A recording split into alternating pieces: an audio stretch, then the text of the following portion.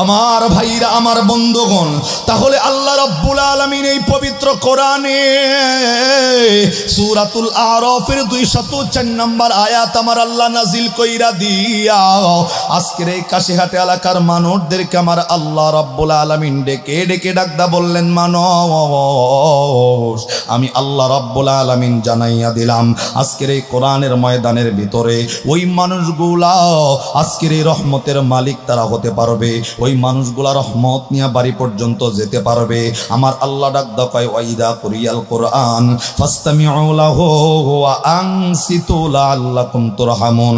আমার আল্লাহ ডাকদা কয়, যেই জায়গায় কোরআনের আলোচনা চলবে, যেই জায়গায় কোরআনের তেলাওয়াতগুলা চলবে, যেই জায়গায় কোরআনের হাকিকতগুলা বর্ণনা করা হবে, আমার আল্লাহ ডাকদা কয়, মানুষ সেই মজলিসের ভিতরে নিজের নজরটাকে অন্য সব দিকে তাকানো বন্ধ কইরা দিয়া, নিজের অন্তরের ভিতরে সমস্ত অন্তরের চিন্তাগুলা দূর কইরা দিয়া একমাত্র এই কোরআনী আলোচনার ভিতরে যারা মনোযোগটা লাগাইয়া দিবে, আমার আল্লাহ রাব্বুল আলামিন ডাকদা কয়, ওয়া আনসিতু লাআল্লাকুম তুরহামুন। নিজের আলোচনার এই কোরআনী আলোচনার মধ্যে একমাত্র দিলের কানটা লাগাইয়া যারা কোরআনী আলোচনাগুলা শুনবে, আমার আল্লাহ ডাকদা কয়, আমি আল্লাহ আসমান থেকে বৃষ্টির মতো করে রহমত নামাবো। একমাত্র আলোচনার ভিতরে মনোযোগ লাগাইয়া দিবে যারা, আমি আল্লাহর বৃষ্টির মতো রহমতের মালিক আজকে হইয়া যাবে তারা। আর একটু আওয়াজ করে জোরে কোন সুবহানাল্লাহ। একমাত্র রহমতের মালিক হবে তারা। আমার আল্লাহ ডাকদা কয়, আজকের এই কোরআনী আলোচনার ভিতরে মনোযোগ লাগাইয়া দিবে যারা, আল্লাহু আকবার, একমাত্র রহমতের মালিক হবে তারা। আলোচনার ভিতরে মনোযোগটা লাগাইয়া দিবে যারা। আমার ভাইরা, আমার বন্ধুগণ, এই জায়গার ভিতরে আমার আল্লাহর খাস রহমত নাজিল হচ্ছে, এইটা আমার কথা নয়, এই কথা পবিত্র কোরআনে বর্ণনা করে দিছেন কে? আর একটু জোরে, এই জায়গায় রহমত নাজিল হচ্ছে বর্ণনা দিয়েছেন কে? শুধুমাত্র অভাবটা কি জানেন? অভাব হচ্ছে ওই রহমতটা আপনি আপনার আমার চোখ দিয়া দেখার মতো পাওয়ার এখনো পর্যন্ত আল্লাহ আপনাকে আমাকে দান করে নাই। কথা কন ঠিক কিনা? কিন্তু ছোট্ট একটা কথা বয়ানের শুরুতেই, রহমত যে নাজিল হয় এটার চোখ যে থাকতে হবে, এই চোখ বানাইতে চাইলে ইবাদত করতে হবে কার? আমার নবী বিশ্বনবী নিজের ঘরের ভিতরে কিছুক্ষণ অবস্থান করছেন, হযরত আয়েশা সিদ্দিকা নবীর খেদমতে হাজির। দিল লাগান, নবী বের হয়ে যাওয়ার সাথে সাথে আয়েশা সিদ্দিকা রাদিয়াল্লাহু তাআলা আনহা তাকায় তাকায় দেখতেছেন নবী ঘর থেকে বের হয়ে গেল। তাকায় দেখলেন অনেক বিশাল বড় একটা সমাবেশ, আমার নবী ওখানে ঢুকছেন, ওই মজলিসের ভিতরে আমার নবী ঢুকে গেছেন।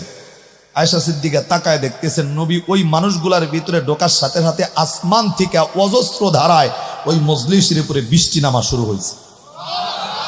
সুবহানাল্লাহ। মনে মনে কি কন নাই? আওয়াজ করে এক লগে জোরে কন।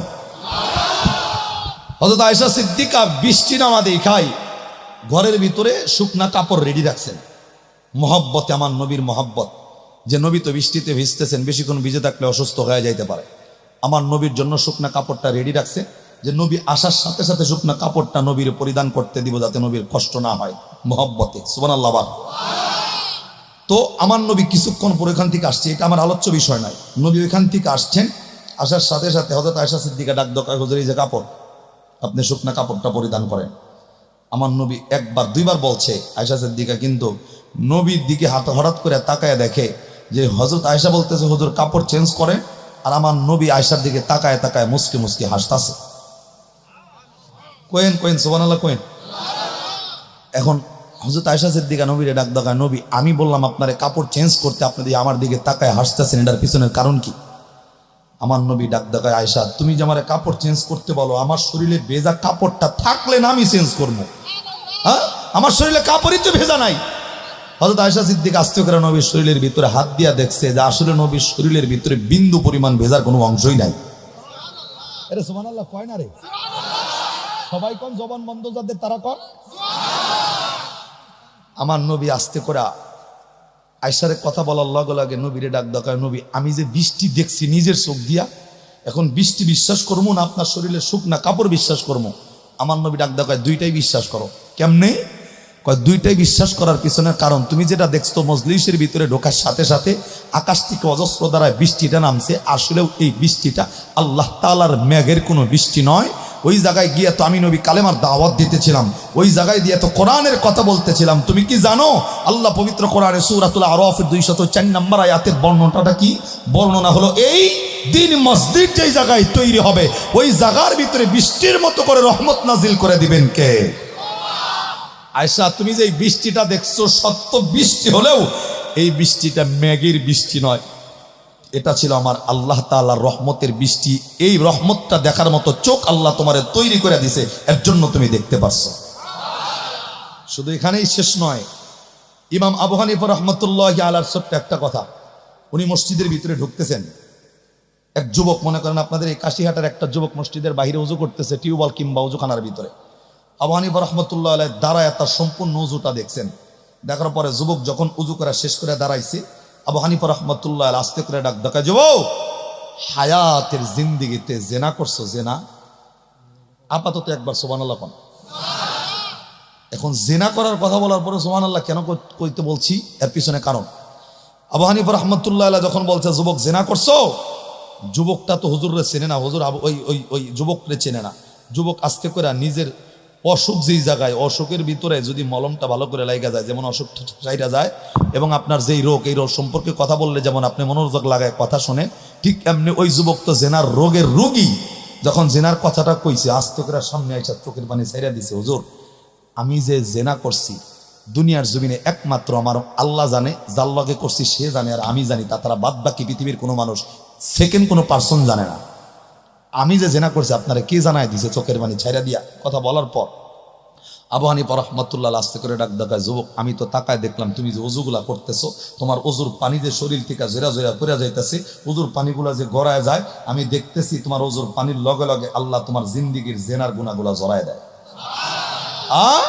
আমি দেখতেছি তোমার শরীরের ওযুর পানি যেখান দিয়া গড়তেছে, আল্লাহ তোমার শরীরের জেনার গুনাহগুলা ওযুর পানির লগে জড়ায় দিতেছেন।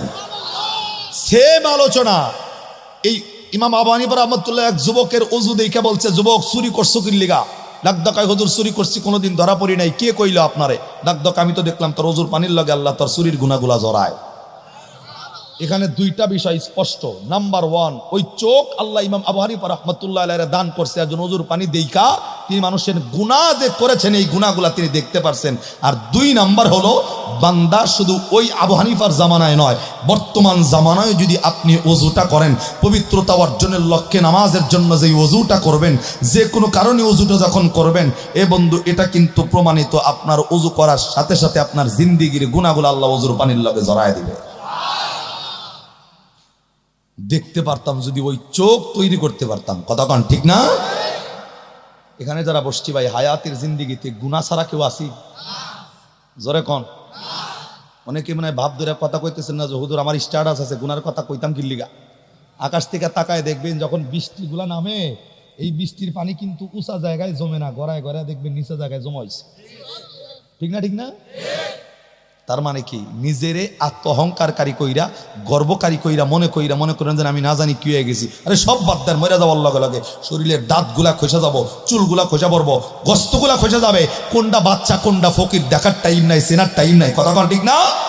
আরে কয় বছরের নামে তোমার হায়াতের জিন্দেগির স্ট্যাটাস দেখাইবা, এই স্ট্যাটাস নিয়ে তোমার মালিকের সামনে কোনো দাম নাই। কথা কন ঠিক না বেঠিক? আমি যে আয়াতি কারিমা এখানে তেলাওয়াত করেছি, আমি মনে করি এই আয়াতের মেসেজটা যদি আজকের এই কাশিহাটার মানুষ মেনে নেয়, আল্লাহর কসম কোনো বান্দা জাহান্নামে যাওয়ার কোনো সুযোগই নাই। কোয়েন সুবহানাল্লাহ, কোয়েন আবার, কোয়েন আবার। কোন জায়গায় যাওয়ার সুযোগ নাই? জাহান্নামে যাওয়ার সুযোগ নাই। সুবহানাল্লাহ কে একবার হইব? আজকে মাহফিলে তো মুরব্বী মানুষ বেশি, আলহামদুলিল্লাহ। সব মাহফিলে যায় পাই যুবক বেশি, আজকে পাইছি মুরব্বী বেশি। হ্যাঁ, মুরব্বীরা চিন্তা করছে মরমু কয়দিন পরে কজ হই না মরিগা, আর যুবকদের ওরা চিন্তা করতেছে বাইচা থাকবো বহুত দিন, টাইম আছে। হ্যাঁ, ছোট্ট একটা কথা কই দেন আলোচনার বাহিরে। আমার ভাইরা, আপনারা তো নদী এলাকার মানুষ, নৌকা খুব ভালো চেনেন। এই যে মনে করেন নৌকা, বাপ এবং পোলা পাট বিক্রি করতে যাইতেছে নৌকায়, যদিও কোরআন হাদিসের বাহিরে, শুধুমাত্র জাস্ট উদাহরণ। বাপে নৌকা বাইতেছে, পোলা এখানিতে বসা, ও কিচ্ছু করে না, খালি বয়ে বয়ে মোবাইল টিপতেছে মনে করে। তো নৌকা বাইতেছে, বাপে ঘাইমা চুরে অস্থির হয়ে গেছে নৌকা বাইয়া, পোলারে ডাক ডাকায়, রে আমি বাপ বুড়ি হয়ে গেছি গা, তুই নৌকা বাস না, আমি নৌকা বাইয়া ঘাইমা যাই, চোখে দাওস না নৌকাটা বা। পোলা ডাক ডাকা, বাপ আমি তো মাগার জোয়ান আছি, তুমি তো বুড়া, কবে মইরা যাও তার তো ঠিক নাই, এখন সামনে নৌকা বাবার চান্স আছেই না না আছে, যেহেতু মোর বাতিলে নৌকাটা বাইয়াই মরো। হ্যাঁ, আমি বাঁচবো বহুত দিন, নৌকা বাবার টাইম আছে আমার, আমি তো বাইসে থাকবো, আর তোমার তো সামনে চান্স নাও থাকতে আরে। বাপে দেখছো কথা তো হাসা, যেহেতু মোর মতিরে নৌকা বাইয়াই মরি, সামনে চান্স নাও থাকতে আরে। গাইমা চুরে একা মনে করেন হাট খোলায় গিয়েছে, পাট পুট বিক্রি কইরা এখন মোর বোঝে হতো, দুনিয়ার আর কোনো চিন্তা নাই, পাট বেচা টাকা দিয়া সংসারের চিন্তা বাদ দিয়া 1 কেজি জিলাপি, 1 কেজি মিষ্টি, 1 কেজি চিড়ি, আর 1 কেজি দই কিনছে, কিনা নৌকায় আইসা পোলা ওইখানিতে, আর বাপ এইখানিতে বয়ে বয়ে একলা একলা খায়, আর পোলার মিশায় থাকে খালি। পোলায় ডাক দেখায়, বাপে আমি তো পোলা আসলি নকল তো না, মাগার এত কিছু একলা খাইতেছ, মাগার পোলার খবর নাও না খেলা। হ্যাঁ, পোলা বয়ে রয়েছে, কিচ্ছু দেখি কম না, এক মুঠ সিরা হাত দিলে তাও তো হয়। বাপে ডাক দেখায়, বাপে ময়রা যে হুঁ তুমি জামো বেড়ো খায়া মরিবি, বাঁচলি বহুত দিন খাইতে পারবি, কথা কন ঠিক না? মোর মুজে তো খায়া মরি, আর বাঁচলি বহুত দিন, তোর খাওয়ার টাইম আছে। ঠিক এর জন্যই আজকে এলাকার মুরব্বী মানুষ বসছে, এলাকার যারা যুব সমাজ, ওরা চিন্তা করতেছে বহুত দিন বাস মইরা যাওয়ার পরে বাস বলতে পারলাম বহু, কতক্ষণ ঠিক না? কিন্তু একটা কতক্ষণ হায়াতের জিন্দিগির 1 সেকেন্ডের গ্যারান্টি আসেনি। কত দাদা বিছানার ভিতরে লাইগা আড্ডি ঠিক গেছে, এই দাদা মরে না, কিন্তু টাগরা যুবক নাতিন 20 বছরের দাপ করে পয়রা মরে যাইতেছে, এমন নজির আছে না নাই? এর জন্য আমি মনে করবো এখনো যারা রাস্তায় বসে আছেন, আসেন মাহফিলের ভিতরে, আসলে ফায়দা আছে না নাই? আমি বলছিলাম এমন একটা আয়াতে কারিমা আজকে আমি তেলাওয়াত করেছি পবিত্র কোরআনে, সূরাতুল ফুরকান 19 নম্বর পারার 5 নম্বর পৃষ্ঠার 2 নম্বর লাইনে 70 নম্বর আয়াত। এই আয়াতের ভিতরে এমন একটা মেসেজ আল্লাহ ঢুকায় দিয়েছেন, বলার সাথে সাথে প্রত্যেকটা মানুষ গুনাহগার যারা, বিশেষ করে আমার মতো, কলিজাটা একেবারে শীতল হয়ে যাব, ঠান্ডা হয়ে যাবে। এই আয়াতের মেসেজটা শোনার লগে লগে কলিজাটা ঠান্ডা হয়ে যাবো ভাই একদম। কি ভাববেন যে আল্লাহ কি কইল এই আয়াতের ভিতরে। আল্লাহু আকবার কোন। আমার ভাইরা, এইখানে আমরা যারা বসছি সবাই কম বেশি গুনাহগার, এমন কেউ নাই যে গুনাহ করি নাই, কারো কম কারো বেশি, কথা কোন ঠিক না? কিন্তু আল্লাহ পাক রব্বুল আলামিনের বর্ণনা কি জানেন? আল্লাহ ডাক দেখায়, বান্দা বিশ্বনবী তো কিয়ামতের ময়দানে, আমার নবীর জবানের বর্ণনা আছে, আমার নবী ডাক দেখায় কিয়ামতের ময়দানে এই কাশিহেটে এলাকার একটা মানুষকে যদি আমার আল্লাহর কাঠগড়ায় দাঁড় করায় দেয়, আল্লাহর নবী বলছেন আল্লাহর কাঠগড়ায় যদি একটা বান্দারে আল্লাহ দাঁড় করায় দেয়, যদি বান্দারে দাঁড় করায় দেয়, আল্লাহ তার কাছে হিসাব চায়, আমার নবীর স্পষ্ট বর্ণনা, আল্লাহর নবী ডাক দেখায় ওই বান্দা যার কাছে আল্লাহ হিসাব চাবে, ওই বান্দা জান্নাতে যাওয়ার সুযোগ নাই, বান্দার সাথে সাথে জাহান্নামী হয়ে যাবে। জোরে আবার নাউজুবিল্লাহ কোন। আবার কথার ভিতরে দিল লাগান, যে নবী বলছেন কোন বান্দার একটা মানুষের কাছে যদি আমার আল্লাহ হিসাব চায়, নবী ডাক দেখায় ওই লোকটাই জাহান্নামী। আর একটা কথা, নবী জবান দিয়ে এত বড় একটা কথা বললে, এখন নবীর কথাটা সত্য কিনা এটা প্রমাণ করার জন্য আমার আল্লাহ কিন্তু এই পবিত্র কোরআনে বলছেন, আমার আল্লাহ 27 নম্বর পারা সূরাতুন নাজমি 5 নম্বর পৃষ্ঠার 1 নম্বর লাইনের 3 থেকে 4 নম্বর আয়াতে আল্লাহ ডাক দেখায়, ওমা ইয়ানতিকু আনিল হাওয়া ইন হুয়া ইল্লা ওয়াহয়ু ইউহা। আরে যেই নবীরে শেষ নবী করে আমার আল্লাহ দুনিয়াতে পাঠাইছে, এই নবী জিন্দিগিতে কোনোদিন একটা বানোয়াট মিথ্যা কথা বলে? সেই নবী ডাক দেখায় একটা বান্দার কাছে হিসাব চাইলে ওই বান্দা জাহান্নামী। সেটা আমি দলের শরীর টাইম নাই, বাংলাদেশের সর্বোচ্চ বুজুর্গ ব্যক্তির টাইম নাই, এ বন্ধু এখানে আমার সামনে যারা বসে আছেন তাদের টাইম নাই। হিসাব যার কাছেই চাবে ওই বান্দাই জাহান্নামে চলে যাবে। আওয়াজ করে আবার নাউজুবিল্লাহ। এখন হিসাব চাইলেই যদি বান্দা জাহান্নামে যায়, তাহলে আজকের এই কাশিহাটার মানুষগুলা কেমনে জান্নাতে যায়? আজকে স্টেজের ওলামায়ে কেরাম কেমনে জান্নাতে যায়? সভাপতি হুজুর কেমনে জান্নাতে যায়? বাংলাদেশ সর্বোচ্চ বুজুর্গ কেমনে জান্নাতে যায়? এই বন্ধু, এই প্রশ্ন কিন্তু সকলের মনে ঘুরতেছে এখন। হিসাব চাইলেই জাহান্নামে, হিসাব তো নিব, এখানে কোনো মাপ নাই। হিসাব চাইলে যদি জাহান্নামে যায়, তাহলে কাশিহাটার মানুষ জান্নাতে যাবে কেমনে? আমার আল্লাহ কিন্তু এখানে আর একটা কথা বলছে, জানেন আপনার কি মর্যাদা আল্লাহ দিছে? আল্লাহ ডাক দেখেছে, বান্দা তাকায় দেখো আসমান, এই বিশাল আসমান আমি আল্লাহ বানাইছি, হাত দিয়া কিন্তু ধরি নাই। তাকায় দেখো জমিন, আমি আল্লাহ কিন্তু এই জমিনটা বানাইছি, হাত দিয়া ধরি নাই। এই বৃক্ষ তরলতা আমি আল্লাহ হাত দিয়া ধরি নাই। আরে মানুষ, আমি আল্লাহ ফেরেস্তা বানাইছি, হাত দিয়া ধরি নাই। চন্দ্র সূর্য বানাইছি, হাত দিয়া ধরি নাই। কিন্তু তোমারই এমন মর্যাদা করছি। পবিত্র কোরআন 30 নম্বর পারা সূরাতুত তিনে আল্লাহ ডাক দাও লাকাদ খালাকনাল ইনসানা ফি আহসানি তাকবীম। আরে মানুষ, তোমার এমন মর্যাদা দিয়ে আমি আল্লাহ তোমারে বানাইছি। চন্দ্রের চাইতেও তুমি উজ্জ্বল, সূর্যের চাইতেও তুমি শ্রেষ্ঠ, ফেরেশতার চাইতেও তুমি শ্রেষ্ঠ, সব কিছুর চাইতে তোমারে এত সুন্দর করে বানাইছি। শুধু তাই নয়, সব কিছু ইশারায় বানাইছি। কিন্তু তোমার মতো 3.5 লাখ মানুষ আমি আল্লাহ ইশারায় বানাই নাই, আমি আল্লাহ আমার কুদরতি হাত দিয়া টিপা টিপা বানাইছি বান্দা জাহান্নামে দেওয়ার জন্যই নয়। সব কিছু ইশারায়, কিন্তু তোমার মতো মানুষ আমি আল্লাহ বানাইছি হাত দিয়া টিপা, জাহান্নামে দেওয়ার জন্য নয়।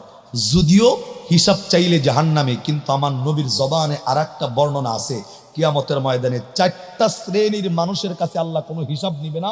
4টা শ্রেণীর মানুষকে আমার আল্লাহ বিনা হিসাবে জান্নাত দিবে। আর একটু যদি সুবহানাল্লাহর যদি এই আলোচনাটা পছন্দ হয় যে 4টা শ্রেণীর মানুষ বিনা হিসাবে জান্নাতি, আর যাওয়ার ইচ্ছা যদি থাকে দিল থেকে সুবহানাল্লাহ জোরে হবে আবার। নাকি জাহান্নামে যাওয়ার ইচ্ছা আছে? আমরা জান্নাত চাই না জাহান্নাম? এরে ও যারা কথা কয় না এরা কোন জায়গা? জোরে কোন, জান্নাত না জাহান্নাম? জাহান্নামে কে কে যাবেন ইনশাআল্লাহ বলে হাত তোলেন, দেখেন আল্লাহর। আমি দেখতেছিলাম তাল তুল ঠিক আছে নি, কিন্তু আজকে তাল ঠিক আছে। মারহাবা কোন? একজন অনেক মানুষ মাহফিলে এসে ঘুমায়, আছে না? খামের লোক হেলানটা দিয়ে ঘুমায়, 5 মিনিটের ভিতরে ঘুমায় যায়। তো হুজুর এক মাহফিলের ভিতরে বয়ানে বলছে, এই জাহান্নামে কি কে যাবে হাত তোলো। যেই বেটা ঘুমাইছে ওর তো দিন দিন আর কোনো খেয়াল নাই, পুরো ময়দানে একলা হাত তুলে বয়ে রয়েছে। হুজুর আর জিগাইছে, তুই হিন্দু না মুসলমান এটা কম। এখন ও আশেপাশে চাই দেখে আমি স্যার আর কেউ নাই। কয় হুজুর আমার দিকে কি হিন্দু মনে হয়? কয় হিন্দু মনে হয় না, কিন্তু জাহান্নামে যাওয়ার লিগা কি দুঃখটা উঠলো যে হাত তুলে বয়ে রইছস। এখন ডাক দাও কয়, হুজুর আমি তো জানি যে হুজুরা যখন হাত তুলতে কয় ভালো কামাই কয়, আপনি যে জাহান্নামের প্যাঁচ মারছেন ওটা জানি আমি। এখন হুজুর তো প্যাঁচ মারে নাই, নিজে ঘুমায় যে প্যাঁচ লাগাইছে হুজুরের দোষ দিয়ে বয়ে রইছে। এর জন্য কিছু পাবলিক আছে তালে না থাকলে আমি কমই একটা সকালবেলা চাষটলে দেখবেন সমালোচনার ঝড় উঠছে দলের শরীর নামে। কথা কন ঠিক না? এবার আওয়াজ করে ধরে বলেন, জান্নাতে যাওয়ার ইচ্ছা আছে না নাই? ভাই এই যে জান্নাতে যাওয়ার ইচ্ছা, এই জান্নাতের মালিক কে কোন তো? কিন্তু হাদিস তো ভিন্ন কথা কয়, জান্নাতের মালিক তো আল্লাহ না। আমি তো দেখলাম হাদিসের ভিতরে জান্নাতের মালিক হইলে কাশিয়াটার মানুষ। আরে না কয় সুবহানাল্লাহ মারেন মিয়া, আবার জোরে কন। জান্নাতের মালিক আমরা, জোরে কন কেডা? আওয়াজ দিয়ে আবার জোরে কন কেডা? জান্নাতের সৃষ্টিকর্তা হলেন আল্লাহ। জান্নাতের সৃষ্টিকর্তা কে? জান্নাতে কি আল্লাহ থাকবো? গরু বাছুর থাকবো? বেড়া মুরগি থাকবো? জান্নাতে কে থাকবো? আমরা থাকবো। কে থাকবো? তাহলে জান্নাতের মালিক আমরা, আল্লাহ আঙ্গলিক আল্লাহ জান্নাত বানাইছে। সেই জান্নাতে যাওয়ার ইচ্ছা আছে না? 4টা শ্রেণীর মানুষকে আমার আল্লাহ বিনা হিসাবে জান্নাতে দিবে। আর একবার আওয়াজ করে সুবহানাল্লাহ কোন। এই দিকে যাওয়ার আগে আমি আমার মূল আলোচ্য আয়াতের ভিতরে চলে যাই, দিল লাগান। আমি কইছি একটু লম্বা হইলেও অসুবিধা মনে করেন না, হ্যাঁ চলবে তো? এবার দিল দেন। পবিত্র কোরআনে সূরাতুল ফুরকান 19 নম্বর পারার 5 নম্বর পৃষ্ঠার 2 নম্বর লাইনে 70 নম্বর আয়াতের বর্ণনা হলো এই। আল্লাহ ডাক কয়, আল্লাহর কথাটা মেসেজটা দেওয়ার আগে আমি আপনাদেরকে আবারও জিজ্ঞাসা করি, এখানে যারা বসছে আমাদের জিন্দিগিতে, পিছনের জিন্দিগিতে গুনাহ আছে না নাই? যারা গুনাহগার, এই আয়াতটা তাদের জন্য সুসংবাদ, গুনাহগারদের জন্য সুসংবাদ। আল্লাহ কি বলছে? আল্লাহর বর্ণনা। আজকে দিলের নিয়তটা একেবারে ছাচ্চা করেন, সহি করেন। দিলের নিয়তে, তওবার নিয়তে আজকের এই মাহফিলের ভিতরে বসেন। যদি তওবার নিয়তটা দিলের ভিতরে হয়, আমার আল্লাহর বর্ণনা আছে পবিত্র কোরআনে সূরাতুল ফুরকান 19 নম্বর পারা 5 নম্বর পৃষ্ঠার 2 নম্বর লাইনে 70 নম্বর আয়াতে আল্লাহ ডাক কয়, ইল্লা মান তাবা ওয়া আমানা ওয়া আমিলা আমালান সলিহা ফাউলাইকা ইউবাদদিলুল্লাহু সাইয়্যাতিহিম হাসানাত ওয়া কানা আল্লাহু গফুরুর রহিমা। আল্লাহ ডাক জানাই সারে কাশিহাটার মানুষ, গুনাহ যদি করো আছে তো অবশ্যই। আল্লাহ ডাক কয়, আমি আল্লাহর দরবারে খাস দিলে একবার তওবা করে গুনাহ মাফির লক্ষ্যে, একবার যদি তওবা করতে পারো, তওবার মতো তওবা যদি হয়, তওবা যদি করতে পারো, আল্লাহ ডাক কয় বান্দা আজকে তোমার তওবাটা আমি আল্লাহর দরবারে যদি কবুল হয়, আর আল্লাহর দরবারে তওবা করলে আল্লাহ ডাক কয় কাশিহাটার বান্দাগুলা যেই গুনাহ নিয়া আজকে আমি আল্লাহর দরবারে তওবা করবে, আল্লাহ ডাক কয় ওই গুনাহ মাফ হবে এবং ফাউলাইকা ইউবাদদিলুল্লাহু সাইয়্যাতিহিম হাসানাত। যেই পরিমাণ গুনাহ নিয়ে তওবা করছিল আমি আল্লাহ ওই গুনাহগুলা নেকির দ্বারা পরিবর্তন করে সাথে সাথে বান্দার আমলনামার ভিতরে আজকে উঠায় দেব। বোঝার জন্য আবার, যেই পরিমাণ গুনাহ নিয়ে আজকের এই মাহফিলের ভিতরে বসছি, ওই পরিমাণ গুনাহ নিয়ে যদি আল্লাহর দরবারে তওবা করি, আল্লাহ ডাক কয় গুনাহ মাফ হবে, সেই পরিমাণ গুনাহ নেকির দ্বারা পরিবর্তন করে আমলনামায় উঠায় দিবেন কে? বোঝা গেছে? তার মানে এখানে আমরা আপনারা যারা বসছেন ভালো করে বোঝার জন্য বলছি, মনে করেন হায়াতি জিন্দিগিতে 1 লক্ষ করে গুনাহ করছেন। কয় লক্ষ? এখন আল্লাহর এই কোরআনের মেসেজ হলো 1 লক্ষ করে গুনাহ করার পর আজকের এখানে তওবার নিয়তে বসার পর আল্লাহর দরবারে এই গুনাহ নিয়ে যদি মাপ চান, আল্লাহটা বললেন 1 লক্ষ গুনাহ মাফ হবে তওবা করার কারণে। ওই 1 লক্ষ নেকি আমি আল্লাহর সাথে সাথে আমি আল্লাহ তোমার আমলনামার ভিতরে দান করে দেব। এ বন্ধু, তার মানে শুধু তুই 1 লক্ষ গুনাহ করি নাই, অনেক মানুষ তো এখানে এমন আছি যেই বান্দা গুনাহ করছি ধরেন 50 লাখ, কথা কন, কারো আছে মিলিয়ন গুনাহ, মিলিয়ন, কারো আছে ট্রিলিয়ন। এখন আল্লাহর বর্ণনা কোনো সময় সীমা নাই। ডাক ডাকায় যেই পরিমাণ গুনাহ নিয়ে তওবা করবা ওই পরিমাণ গুনাহই মাফ হবে, ওই পরিমাণ নেকি আমলনামার ভিতরে উঠায় দিবেন কে? আর একটু জোরে আওয়াজ হবে কে? তাহলে দিলের নিয়তটা, তওবার নিয়ত, সাচ্চা নিয়ত করার দরকার আছে না নাই? আর একটা আয়াত আল্লাহ গুনাহগারদের জন্য নাযিল করছেন পবিত্র কোরআনে সূরাতুজ জুমার 24 নম্বর পারার 3 নম্বর পৃষ্ঠার 9 নম্বর লাইনের 53 নম্বর আয়াত। দিল লাগান আমার ভাইরা, আমার বন্ধুগণ, আমার আল্লাহ রাব্বুল আলামিন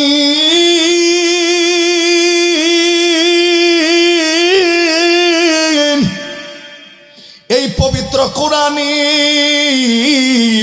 গুনাহ মাফের জন্য, গুনাহগার বান্দাদের জন্য আমার আল্লাহ বন্ধু একে একে 2টা আয়াত।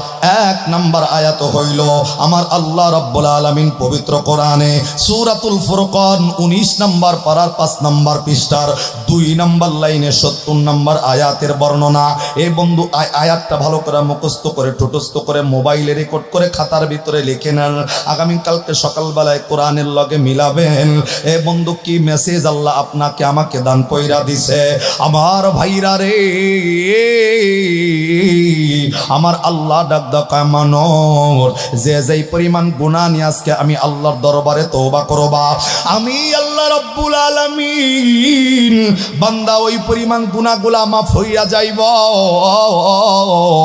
শুধুমাত্র গুনাহ মাফ করে আমি আল্লাহ ক্ষান্ত হইয়া যাব না। আমি আল্লাহ রাব্বুল আলামিন জানাইয়া দিলাম ওই পরিমাণ গুনাহ নিয়া তওবা করার কারণে আমি আল্লাহ তোমার প্রতি খুশি হইয়া, আমি আল্লাহ তোমার প্রতি রাজি হইয়া, আমি আল্লাহ ওই পরিমাণ নেকি বান্দা তোমার আমল আমার ভিতরে উঠাইয়া দিব। আর একটু আওয়াজ করে জোরে কোন সুবহানাল্লাহ। এ বন্ধু, শুধুমাত্র তাই নয়, আল্লাহ রাব্বুল আলামিন সূরাতুজ জুমার 24 নম্বর পারা 3 নম্বর পৃষ্ঠার 9 নম্বর লাইনের 53 নম্বর আয়াতের ভিতরে আমার আল্লাহ রাব্বুল আলামিন ডেকে ডেকে ডাক দিয়ে বললেন, কুল ইয়া ইবাদিয়াল্লাযীনা আসরাফু আলা আনফুসিহিম লা তাকনাতু মির রাহমাতিল্লাহ ইন্নাল্লাহা ইয়াগফিরুয যুনুবা জামিআ ইন্নাহু হুয়াল গফুরুর রহিম। আর একটু জোরে জোরে কোন আল্লাহু আকবার। আমার ভাইরা, আমার বন্ধু, আল্লাহ ডাক ডাকায় কাশিহাটার গুনাহগার বান্দা, কি পরিমাণ গুনাহ করছো আমি আল্লাহ দেখবো না তোমার আসমান পরিমাণ গুনাহ, আমি আল্লাহ দেখবো না তোমার গুনাহটা দুনিয়া ভইরা গেছে। আমার আল্লাহ রাব্বুল আলামিন ডাক ডাকায় মানুষ রে, আমি আল্লাহ জানাইয়া দিলাম যেই পরিমাণ গুনাহ তুমি করেছো, গুনাহ কইরা কইরা যদি গুনার পাহাড় হইয়া যায়, গুনাহ কইরা কইরা যদি আসমানটা ঠেকাইয়া দাও, আমার আল্লাহ রাব্বুল আলামিন ডাক ডাকায় বান্দা হায়াতের জিন্দেগির মরণের আগের দিনে যদি তোমার মনে হইয়া যায় আর আমি তো গুনাহগার, সারা জীবন যা করেছিলাম সব অন্যায় ছিল, সব ভুল ছিল, আল্লাহ ডাক দেয় মৃত্যুর আগের দিনে কোনো বান্দা যদি অন্তরের নিয়তটা সহি কইরা, অন্তরের নিয়তটা খালিস বানাইয়া কোনো বান্দা যদি আল্লাহর দরবারে তওবার নিয়তে আমার আল্লাহর কাছে যদি হাতটা বাড়াইয়া দেয়, এই কোরআনের সাক্ষী অনুযায়ী আল্লাহ ডাক দেয় আসমান বড় বড় গুনাহগুলা আমার আল্লাহ মাফ কইরা বান্দারে আমার আল্লাহ রহমতের কোলে তুলবে। আর একটু আওয়াজ করে সুবহানাল্লাহ। এর জন্য বলছি বন্ধু, আল্লাহ আপনাকে আমাকে বানাইছে দুনিয়ার জমিনে জাহান্নামে দেওয়ার জন্য নয়। এই বন্ধু, আল্লাহ আপনাকে আমাকে বানানোর পিছনে কিন্তু একটা কারণ আছে। আমার আল্লাহ কিন্তু পবিত্র কোরআনে সূরাতুল মুমিনুনের 115 নম্বর আয়াতের ভিতরে উল্লেখ কইরা দিয়েছেন। আল্লাহ ডাক দিয়া বললেন আফাহাসিবতুম আন্নামা খলাকনাকুম আবাসাও ওয়া আন্নাকুম ইলাইনা লা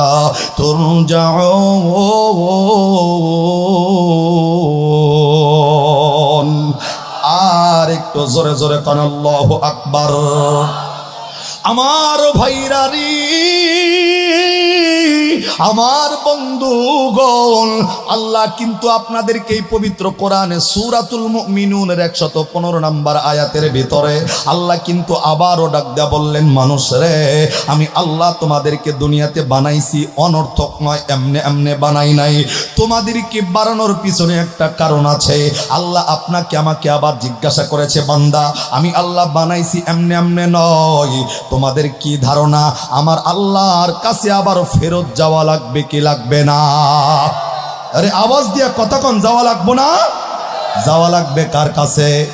এটা কিন্তু ইমানি প্রশ্ন। আওয়াজ করে জোরে বলেন, যাওয়া লাগবে কার কাছে? আমার ভাইরা, আল্লাহর কাছে যে আবার মৃত্যুর পরে ফেরত যাওয়া লাগবে এই বিশ্বাস শুধুমাত্র ইমানদারের। কোনো হিন্দুর ভিতরে এই বিশ্বাস নাই, কোনো বৌদ্ধের ভিতরে বিশ্বাস নাই, কোনো খ্রিস্টানের ভিতরে বিশ্বাস নাই, কোনো নাস্তিকের ভিতরে এই বিশ্বাস নাই। শুধুমাত্র তারা বিশ্বাস করে আল্লাহর কাছে ফেরত যাওয়া লাগবে যাদের দিলের ভিতরে ঈমান আছে। কথা কোন ঠিক কিনা? আমার ভাইরা, এই আয়াতে আল্লাহ রাব্বাকাইদেরকে বানাইছি এমনে এমনে বানাই নাই। এ বন্ধু, আপনাকে বানানোর পিছনে আমার আল্লাহর একটা কারণ আছে না নাই? কথা কোন কারণ আছে না?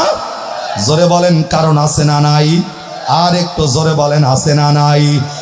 বন্ধু, কোন কারণে কিসের জন্য আল্লাহ বানাইলো এই আয়াতের ব্যাখ্যায় কিন্তু মুফাসসিরিনে কেরাম লিখেছেন। আল্লাহ বলেছেন, বান্দা আমি আল্লাহর দরবারে যেহেতু ফেরত আসা লাগবে, একটা বান্দা খালি হাতে আইবা না। এ ভাই, আপনারা এমনি এমনি চান কি লিগা? আমার চেহারা বহুত খারাপ নাকি? নাকি কথা কইতেছি ভালো লাগতেছে না? কোরআনের কথা যার ভালো না লাগবে, আল্লাহর কসম ওই লোকটার ঈমান নাই। আরে কথা কোন ঠিক না? ভালো লাগে নাই কারো। ক্বালাল্লাযীনা কাফারু লা তাসমাউ লিহাযাল কুরআন। আবু জেহেলের জামানায় নবী কোরআন পড়ছেন, কোরআনের দাওয়াত দিয়েছেন। আবু জেহেল ডাক দেয় সব চলবো, কিন্তু মাগার কোরআনের দাওয়াতটা বন্ধ। কথা কোন ঠিক না? কোরআন শোনার পর যার ভালো লাগবে, আল্লাহর কসম দুনিয়ার জমিনের কেউ আপনাকে ইমানদার না বললে আল্লাহ আপনাকে ইমানদার বলে ডাক দিয়েছেন। আল্লাহ বলছেন, ইন্নামাল মুমিনুনা আল্লাযীনা ইযা যুকিরাল্লাহু ওয়াজিলাত কুলুবুহুম ওয়া ইযা তুলিয়াত আলাইহিম আয়াতুহু যাদাতুহুম ঈমানান ওয়া আলা রাব্বিহিম ইয়াতাওয়াক্কালুন। ইমানদারের তিনটা পরিচয়ের ব্যাপারে স্পষ্ট বর্ণনা।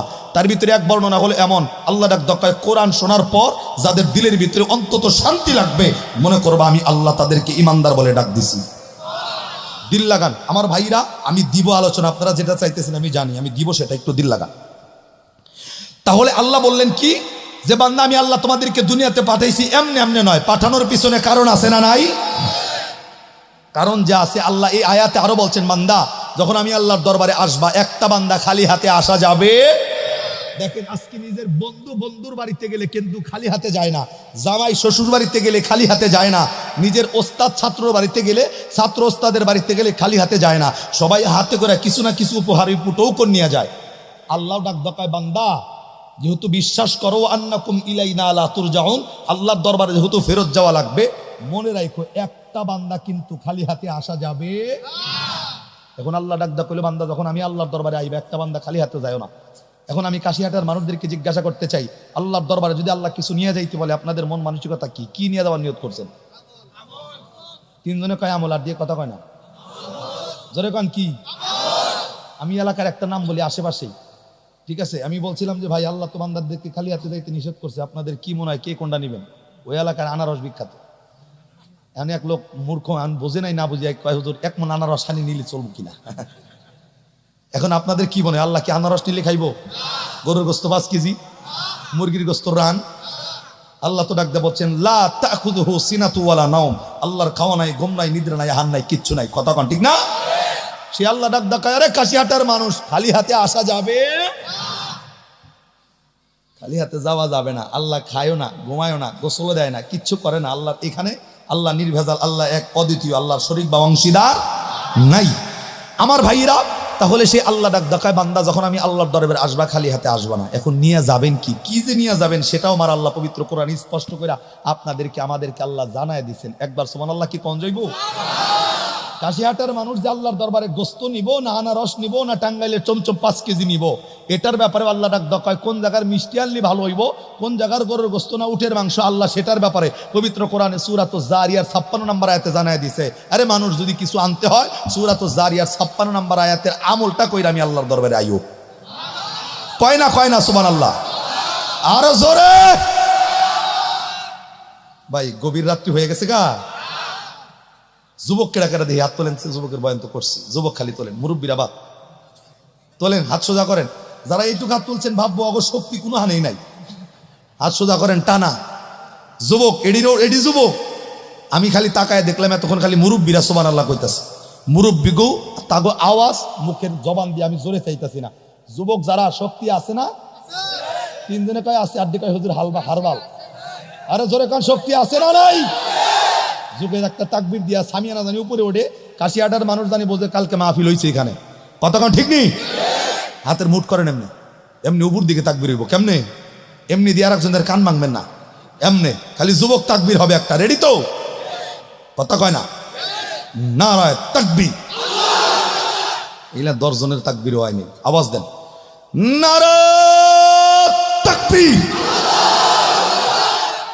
দিতাছে সবাই? আবার কাছে দেয় না কেরা, সিমটি দেখবার সিরা দিবি নর। আবার নারায়ে তাকবীর। এই আওয়াজটা যেন থাকে। মুরব্বী আওয়াজ আমি চাই না জোরে, সারা জীবন হেরা দিছে, নৌকা হেরা বাইছে সারা জীবন, আজকে আমগো বাউন লাগবো। কথা কন ঠিক না? এর আল্লাহ ডাক দেখায় বান্দা কি নিয়ে আইবা সেটা বর্ণনা আমি আল্লাহ জানাইছি সূরাতুজ জারিয়ার 56 নম্বর আয়াতে। সুবহানাল্লাহ জোরে। কি যে নিয়ে যাবেন, কোন জায়গার আনারস, কোন জায়গার মিষ্টি, কোনটা নিলে আল্লাহ খুশি হয় দিল লাগা। আল্লাহ ডাক দিয়া বললেন ওয়ামা খালাকাতুল জিন্না ওয়াল ইনসা ইল্লা লিয়াবুদুন।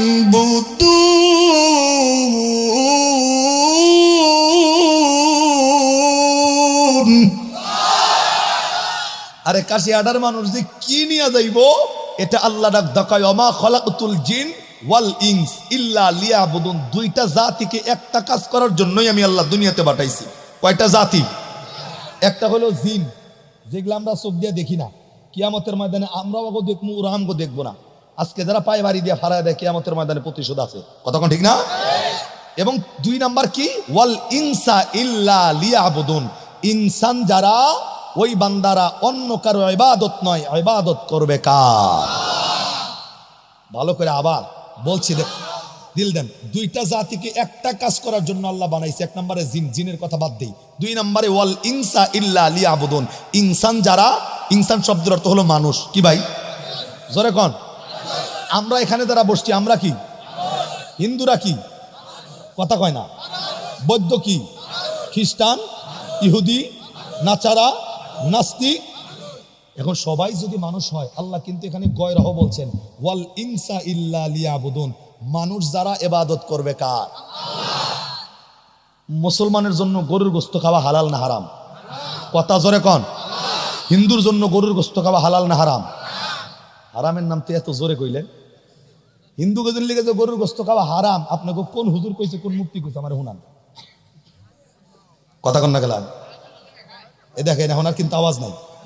যখনই কইছি যে হিন্দু গজের গরুর গোশত খাওয়া হারাম, কোন হুজুর কইছে? এখন আর কোনো আওয়াজ নাই, খালি তালে তাল চলতেছে। হ্যাঁ, হিন্দুগুলিকে গরুর গোশত খাওয়া হারাম করছে আল্লাহ? মুসলমানের জন্য সেটা জায়েজ, হিন্দু বৌদ্ধ খ্রিস্টানের জন্য সেটা জায়েজ করছেন কে? এখন ওরা যদি ইচ্ছা করে না খায় আমরা কি করবো? কথা কন না কি লিগা? মুসলমান দেখবেন রমজান মাসে পর্দার আড়ালিয়ে দেওয়া, যেমন আল্লাহ যে জায়গায় দেখে না সেই জায়গায় যে রোজা ভাঙ্গা খায়। অনেক হিন্দুরা হোটেলের ভিতরে গিয়া দেখেন যে গরুর গোস্ত অর্ডার করে সম্মানে কথা ডুবে খাইতেছে। কথা কন না গেলা? হ্যাঁ, কয় কি খায় না? অনেক আছে আমার ভাইরা। তাহলে এই আয়াতের ভিতরে আল্লাহ বললেন ওয়াল ইনসা ইল্লা লিয়াবুদুন, ইনসান যারা, মানুষ যারা ইবাদত করবে কার?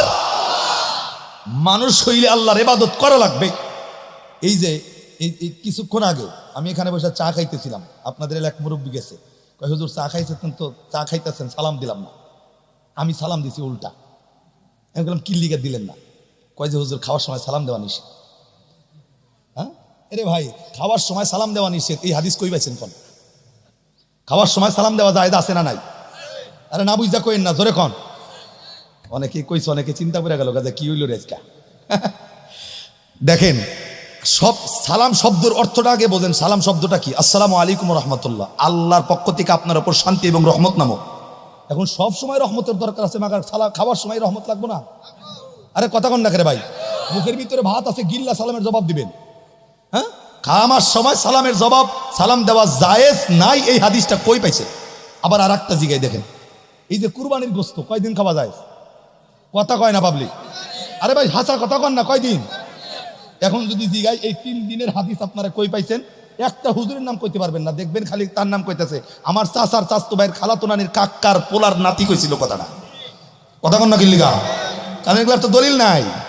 জোরে কন কি নাই? যারা কয় যে কুরবানির গোস্ত খাওয়া 3 দিন জায়েজ, তাকে ফ্রিজ চেক করে দেখেন 1 বছরের গোস্ত রইছে এখন। আমি বক্তার ঘরের সহ, আমার ঘর সহ, সাহাবায়ে কেরামের জামানায় কুরবানির গোস্ত তাকে ফ্রিজ ছিল না, প্রযুক্তি ছিল না, সেই জামানায় তারা রৌদ্রে গোস্ত শুকায় খাইছে, অনেক দিন পর্যন্ত খাইছে। এখন আমরা প্রযুক্তি পাইছি, এই যে মাইক ব্যবহার করতেছি কিল্লিগারে ভাই, এই মাইক দিয়ে কথা কইলে দূর দূরান্তের মানুষগুলো শুনতে পারে। হ্যাঁ, এটা তো প্রযুক্তি, আমরা ভালো কাজে ব্যবহার করতেছি, লাইটটা ভালো কাজে ব্যবহার করতেছি, মোবাইলটা আমরা ভালো কাজে ব্যবহার করতেছি। বাংলাদেশ বিমান আমরা এখান থেকে আগে 6 মাসের রাস্তা হাইটে যায় লাগতো মক্কায়, এখন 6 ঘন্টায় যাইতেছি। এই প্রযুক্তি আমরা ভালো কাজে ব্যবহার করতেছি। এই ফ্রিজের ভিতরে হালাল গোস্ত রাখলেই হারাম হয়ে গেল। কথা কন না খেলা? এর গোস্ত যতদিন ইচ্ছা ততদিন খাওয়া যায়, আছে না নাই? এর কথা কয় না, আছে না নাই? সকালবেলায় তো দর্শনে যাইতে দিব না, ব্যবসা শুরু হয়েছে আজকে। আমার ভাইরা সব কথা বন্ধ। তাহলে ওমা খলাকতুল জিন্না ওয়াল ইনসা ইল্লা লিয়াবুদুন, মানুষ যারা অন্য কারো ইবাদত নয়, ইবাদত করবে কার? শুধুমাত্র আল্লাহ। শুধু এই আয়াতই নয়, পবিত্র কোরআনে সূরাতুল বাকারা 1 নম্বর পারা 3 নম্বর পৃষ্ঠার আল্লাহ 10 নম্বর লাইনের 21 নম্বর আয়াতে, এই আয়াতের ভিতরে আল্লাহ আর একটা ডাক দিয়েছেন। আল্লাহ এই আয়াতে বলেন ইয়া আইয়ুহান নাস, ইয়া মানে হে, আইয়ুহান নাস হে মানব সম্প্রদায়, নাসউবুদু ইবাদত করো, রব্বাকুম কার? দেখেন এই আয়াতের ভিতরে আল্লাহ নাস শব্দ ব্যবহার করছেন। নাস শব্দের স্পষ্ট ভাষায় প্রত্যেকটা উলামায়ে কেরাম মুফাসসিরের একমত, নাস শব্দের অর্থ হলো মানুষ। জোরে কন কি? আওয়াজ করে জোরে কন। আবারও জিগাই, হিন্দুরা কি? বৌদ্ধরা? এখন এই আয়াতের নাস শব্দের ব্যাখ্যা যদি মানুষ হয়, তাহলে বোঝা গেছে এই কোরআনে আল্লাহ ইবাদতের জন্য কাকে কাকে ডাক দিচ্ছেন। এক কথায় জাতি ধর্ম বর্ণ নির্বিশেষে, হিন্দু বৌদ্ধ খ্রিস্টান ইহুদি নাসারা কামার কুমার জেলে তাঁতি চাষারু দাবারু মদারু জুয়ারু গাজারু মাসারু doctor master helper contractor driver, ঠিক না? রাজরানী চাকরানি ফকির ফকিরনি ইতিম মিসকিন অনাথ অনাথিনী পথে পড়া আদামরা কাঙ্গাল কাঙ্গালিনী হাবিলদার চকিদার দফাদার রফাদার মেম্বার ইঞ্জিনিয়ার জজ ব্যারিস্টার সরকার উকিল মুক্তার আওয়ামী লীগ বিএনপি জাতীয় পার্টি জামাত ইসলাম সরমনাই শর্ষিনা টুপিওয়ালা টুপি ছাড়া ইত্যাদি ইত্যাদি মানুষ যারা আল্লাহ ডাক ডাকায় নাসউবুদু, অন্য কারো ইবাদত নয়, ইবাদত করতে হলে করতে হবে কার? আর একটু জোরে বলেন কার? তার মানে এই কোরআনটা শুধুমাত্র এই কাশিহাটার মুসলমানের জন্য নয়, তামাম বিশ্বের সকল মানুষের। কথা কন ঠিক না? এ বাণী সকলের নয়, শুধু মুমিনের, যারাই চলবে মেনে ফল পাবে কোরআনের। মারহাবা হবে আর একটু জোরে। এ বাণী সকলের নয়, শুধু মুমিনের, যারাই চলবে মেনে ফল পাবে কোরআনের। ঘরে বলো কিবা রাষ্ট্রে বলো, অশান্তি দূর করে শান্তি আনে সমাধান। সমাধান চাও যদি জীবনে মরণে, ফিরে যাও খোঁজে নাও চোখ রাখো কোরআনে। কোথায় চোখ থাকবে? আমার লগে লগে আওয়াজ দেন, ফিরে যাও খোঁজে নাও চোখ রাখো, সবাই ফিরে যাও খোঁজে নাও চোখ রাখো। এত চির আমলান চির মুক্তির ডাক, এ যে মহাবাণী খোদারি কালামে পাক, মারহাবা হবে। এত চির আমলান চির মুক্তির ডাক, এ যে মহাবাণী খোদারি কালামে পাক। এই দুনিয়ায় আর সেই দুনিয়া, মুক্তি পাবে তুমি দোজাহানে। সমাধান সমাধান চাও যদি জীবনে মরণে, ফিরে যাও খোঁজে নাও চোখ রাখো। মারহাবা, আর একটু জোরে কান মারহাবা। আমার ভাইরা, আমার বন্ধুগণ, দিল লাগান। আমার আল্লাহ রাব্বুল আলামিন এই পবিত্র কোরআনে 1 নম্বরে সূরাতুল মুমিনুনের 115 নম্বর আয়াতের ভিতরে আল্লাহ ডাক দেখায়, মানুষ, প্রত্যেকটা মানুষ কিন্তু আমি আল্লাহর কাছে ফেরত যাওয়া লাগবে। আমি আল্লাহ তোমাদেরকে এমনি এমনি বানাই নাই, আমি আল্লাহ তোমাদেরকে একটা কাজ করার জন্য বানাইছি। হে বান্দা, যখন আমি আল্লাহর দরবারে আসবা, কেউ খালি হাতে আসবা না। বান্দারা কি নিয়ে যাবে? আল্লাহ ডাকদা বললেন, ওয়ামা খলাকতুল জিন্না ওয়াল ইনসা ইল্লা লিয়াবুদুন। এ বন্ধু, আল্লাহ ডাকদা কয়, একটা জিনিস আমি আল্লাহ তোমার কাছে চাই, ওই জিনিসটা অন্য কিছু নয়। বান্দারা হায়াতের জিন্দেগির ভিতরে অন্য কারো গোলামি নয়, অন্য কারো দাসত্ব নয়, অন্য কারো, এ বন্ধু, অন্য কারো উপাসনা নয়। ইবাদত যদি করতে হয়, গোলামি যদি করতে হয়, একমাত্র গোলামি করব কার? একমাত্র ইবাদত করতে হবে কার? এ বন্ধু, এই দুনিয়ার জমিনের কিছু মানুষ আছে যারা বিজাতি, অন্য অন্য ধর্মের মানুষ। এই বন্ধু, তারা মনে করে আমরাও সত্য ধর্মের উপরে আছি, আমরাও সঠিক ধর্মের ভিতরে আছি। নাস্তিকগুলা মনে করে আমরাও সত্য ধর্মের ভিতরে আছি। কিন্তু আমার আল্লাহ তাদের ব্যাপারে ডাকদা বললেন, ওয়ামাইয়াশু আন যিকরির রহমানি নুকাইদ লাহু শাইতানান ফাহুয়া লাহু করিন।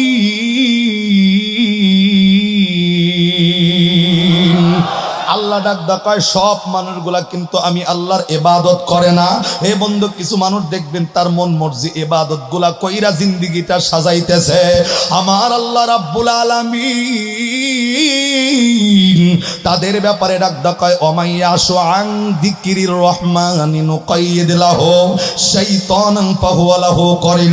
যেই বান্দাগুলা আমি আল্লাহর কাছ থেকে মুখটা ফিরাইয়া নিবি, যেই বান্দাগুলা আমি আল্লাহ বলা হইয়া যাবে, যেই বান্দাগুলা কোরআন বলা হইয়া যাবে, যেই বান্দাগুলা উলামায়ে কেরামের সহবত ছেড়ে দিবি, আল্লাহ ডাক দেখায়, নুকাইদ লাহু শাইতানান ফাহুয়া লাহু করিন। ওই বান্দাদেরকে শয়তান এমন ভাবে আসর করবে, শয়তান দিলের ভাবে এমন ভাবে বই সাজাবে, আমার আল্লাহ ডাক দেখায়, ওই বান্দারা আর আমি আল্লাহর ইবাদত করবে না। ওই বান্দা তখন শয়তানের গোলাম হবে, শয়তানের দাসত্ব করবে। হে বন্ধু, আল্লাহর ইবাদত বাদ দিয়া শয়তানের গোলামি করলে আমার আল্লাহ তাদের জন্য একটা জায়গায় রেখেছেন। আল্লাহর বর্ণনা, ওয়াসিকাল্লাযীনা কাফারু ইলা জাহান্নামা যুমারা। আল্লাহর ইবাদত ছেড়ে দিয়া শয়তানের ইবাদত করলে আপনার আমার জন্য জাহান্নাম আছে না নাই? আর একটু জোরে বলেন, আছে না নাই? এ বন্ধু, কিন্তু সবচাইতে দুঃখজনক বিষয়, আজকে প্রত্যেকটা মানুষ উলামায়ে কেরামের সহবতকে ছেড়ে দিয়া যার যার ব্যক্তিগত আমলগুলা হায়াতের জিন্দেগির ভিতরে কন্টিনিউ করতেছে। বাংলাদেশ বর্তমান সময় 90 থেকে 96% মুসলমানের দেশে। এখনো পর্যন্ত মুসলমান নির্যাতিত হওয়ার পিছনের একমাত্র কারণ, এক মুসলমান অপর মুসলমানের লাগে সম্পর্ক ভালো নাই, এক ইমাম অপর ইমামের লাগে সম্পর্ক ভালো নাই, এক পীর সাহেব অপর পীর সাহেবের লাগে সম্পর্ক ভালো নাই। এ বন্ধু, আমার মুসলমান ভাই যদি মার খায়, আমি তাকাইয়া তাকাইয়া দেখি, আর এই লোকটা তো আমার দলের নয়, এই লোকটা তো আমার পীরের মুরিদ নয়, এই লোকটা তো আমার মসজিদের মুসল্লি নয়। আরে ভাই, না না না, প্রত্যেকটা মুসলমানের উচিত ছিল এমন, আজকে অন্য বিজাতির লগে সম্পর্ক করা বন্ধ করে দিয়া, এ বন্ধু অন্যান্য জাতির সাথে সম্পর্ক বন্ধ করে দিয়া মুসলমানের ভিতরে এমন যেমন বর্ণনা আছে, ওয়াতাসিমু বিহাবলিল্লাহি জামিআ ওয়া লা তাফাররাকু, এ বন্ধু মুসলমানগুলো একত্রিত হয়ে আল্লাহর রশিটাকে শক্ত করে যদি ধরে, এই 96% মুসলমানের দেশে বাংলার জমিনে কোন নাস্তিক মুরতাদ গুলা মুসলমানের দিকে আঙ্গুল তোলার সাহস করবে না। কথা কোন ঠিক কিনা? আমার ভাইরা, আমার বন্ধুগণ, আমি আরেকটা আয়াতে কারিমা তেলাওয়াত করেছি। এ বন্ধু, গুনাহ মাফের আয়াতের সাথে সাথে একটা আয়াত আমি এখানে বসে তেলাওয়াত করেছিলাম। আমার আল্লাহ রাব্বুল আলামিন সূরাতুন নিসা 5 নম্বর পারার 20 নম্বর পৃষ্ঠার আমার আল্লাহ পাক রব্বুল আলামিন 11 নম্বর লাইনের 144 নম্বর আয়াতে আমার আল্লাহ এই আয়াতের ভিতরে ডেকে ডেকে ডাক দিয়া বললেন, ইয়া আইয়ুহাল্লাযীনা আমানু লা তাত্তাখিযুল কাফিরিনা আউলিয়া মিন দুনিল মুমিনিন। আল্লাহু আকবার। আর একটু জোরে, আর একটু জোরে কান আল্লাহু আকবার। আমার ভাইরা, আমার বন্ধু, আল্লাহ পাক এই আয়াতের ভিতরে ডাক দেয়, ইয়া আইয়ুহাল্লাযীনা আমানু, হে ঈমানদারগণ, আমানু আমানু লা তাত্তাখিযুল কাফিরিনা আউলিয়া মিন দুনিল মুমিনিন। আল্লাহ ডাক দেয় মুমিন মুমিন মুমিন মুমিন মুমিনদেরকে বাদ দিয়া কোনো কাফেরের লগে সম্পর্ক রাখা যাবে না। বলেছেন কে? আর একটু জোরে বলেন, বলেছেন কে? আজকে নিজের মুসলমান একজনের লাগে সম্পর্ক তৈরি হয়েছে শুধুমাত্র তার পীর সাহেব আমার পীর সাহেব না হওয়ার কারণে, শুধুমাত্র সম্পর্ক ছিন্ন হয়েছে ওই লোকটা আমার দলে না হওয়ার কারণে। কিন্তু এই মুসলমান অন্য বিজাতির লাগে সম্পর্ক করতেছে। আমার আল্লাহ তো ডাক দেয়, আমানু লা তাত্তাখিযুল কাফিরিনা আউলিয়া মিন দুনিল মুমিনিন। কোন মুমিন বাদ দিয়া কাফেরের সঙ্গে, মুশরিকের সঙ্গে সম্পর্ক করা যাবে।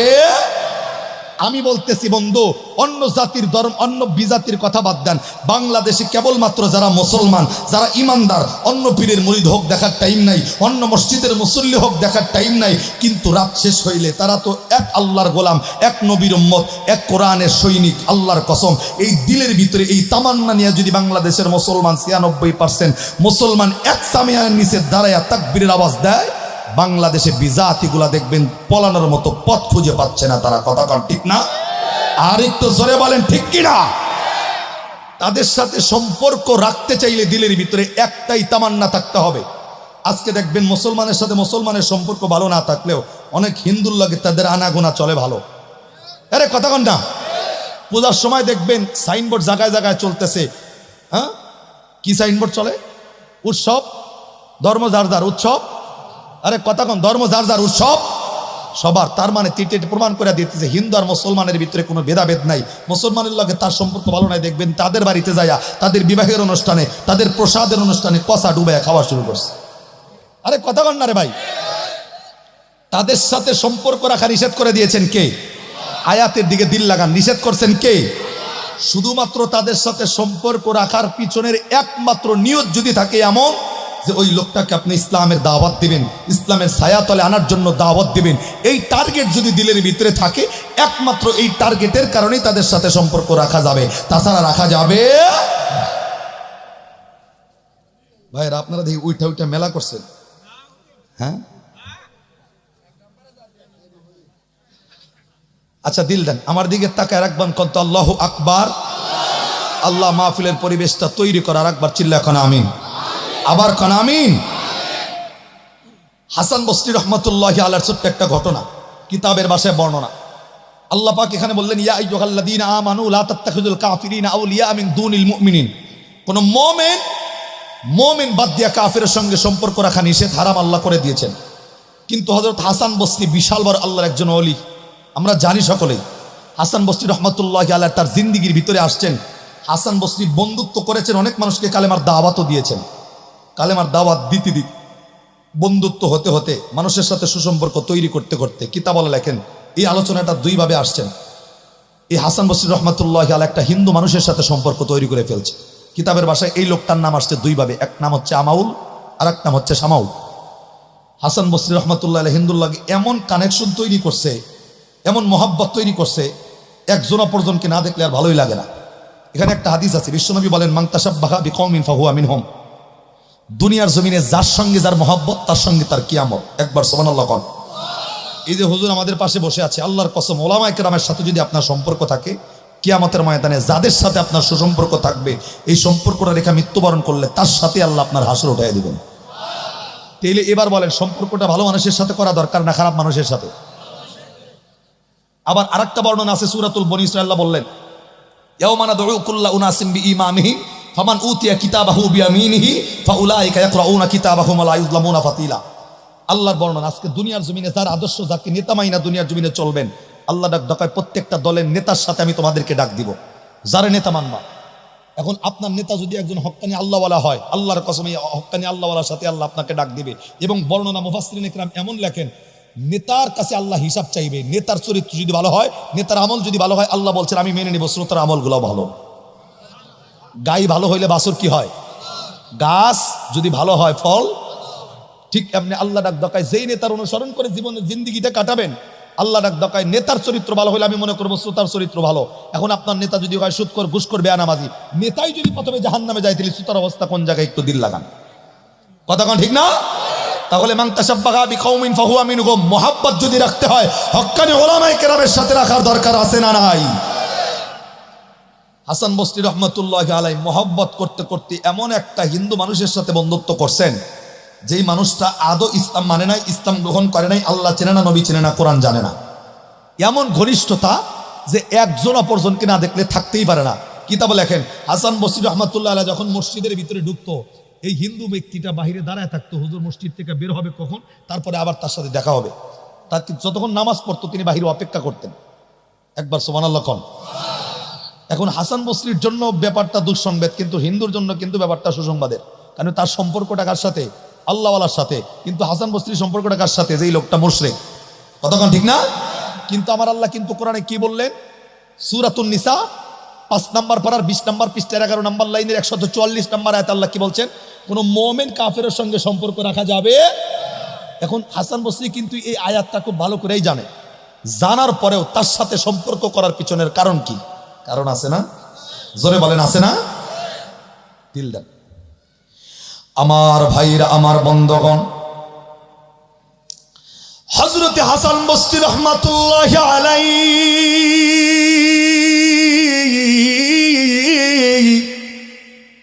এ বন্ধু কিতাবের ভাষায় লেখেন, হাসান বসরি মানুষদেরকে কালেমার দাওয়াত গুলা দিত। এই বন্ধু ওলামায়ে কেরাম যেমন আজকে মাহফিলে আমি মনে করি এই স্টেজ কিন্তু আমার নয়, এই চেয়ার কিন্তু আমার নয়।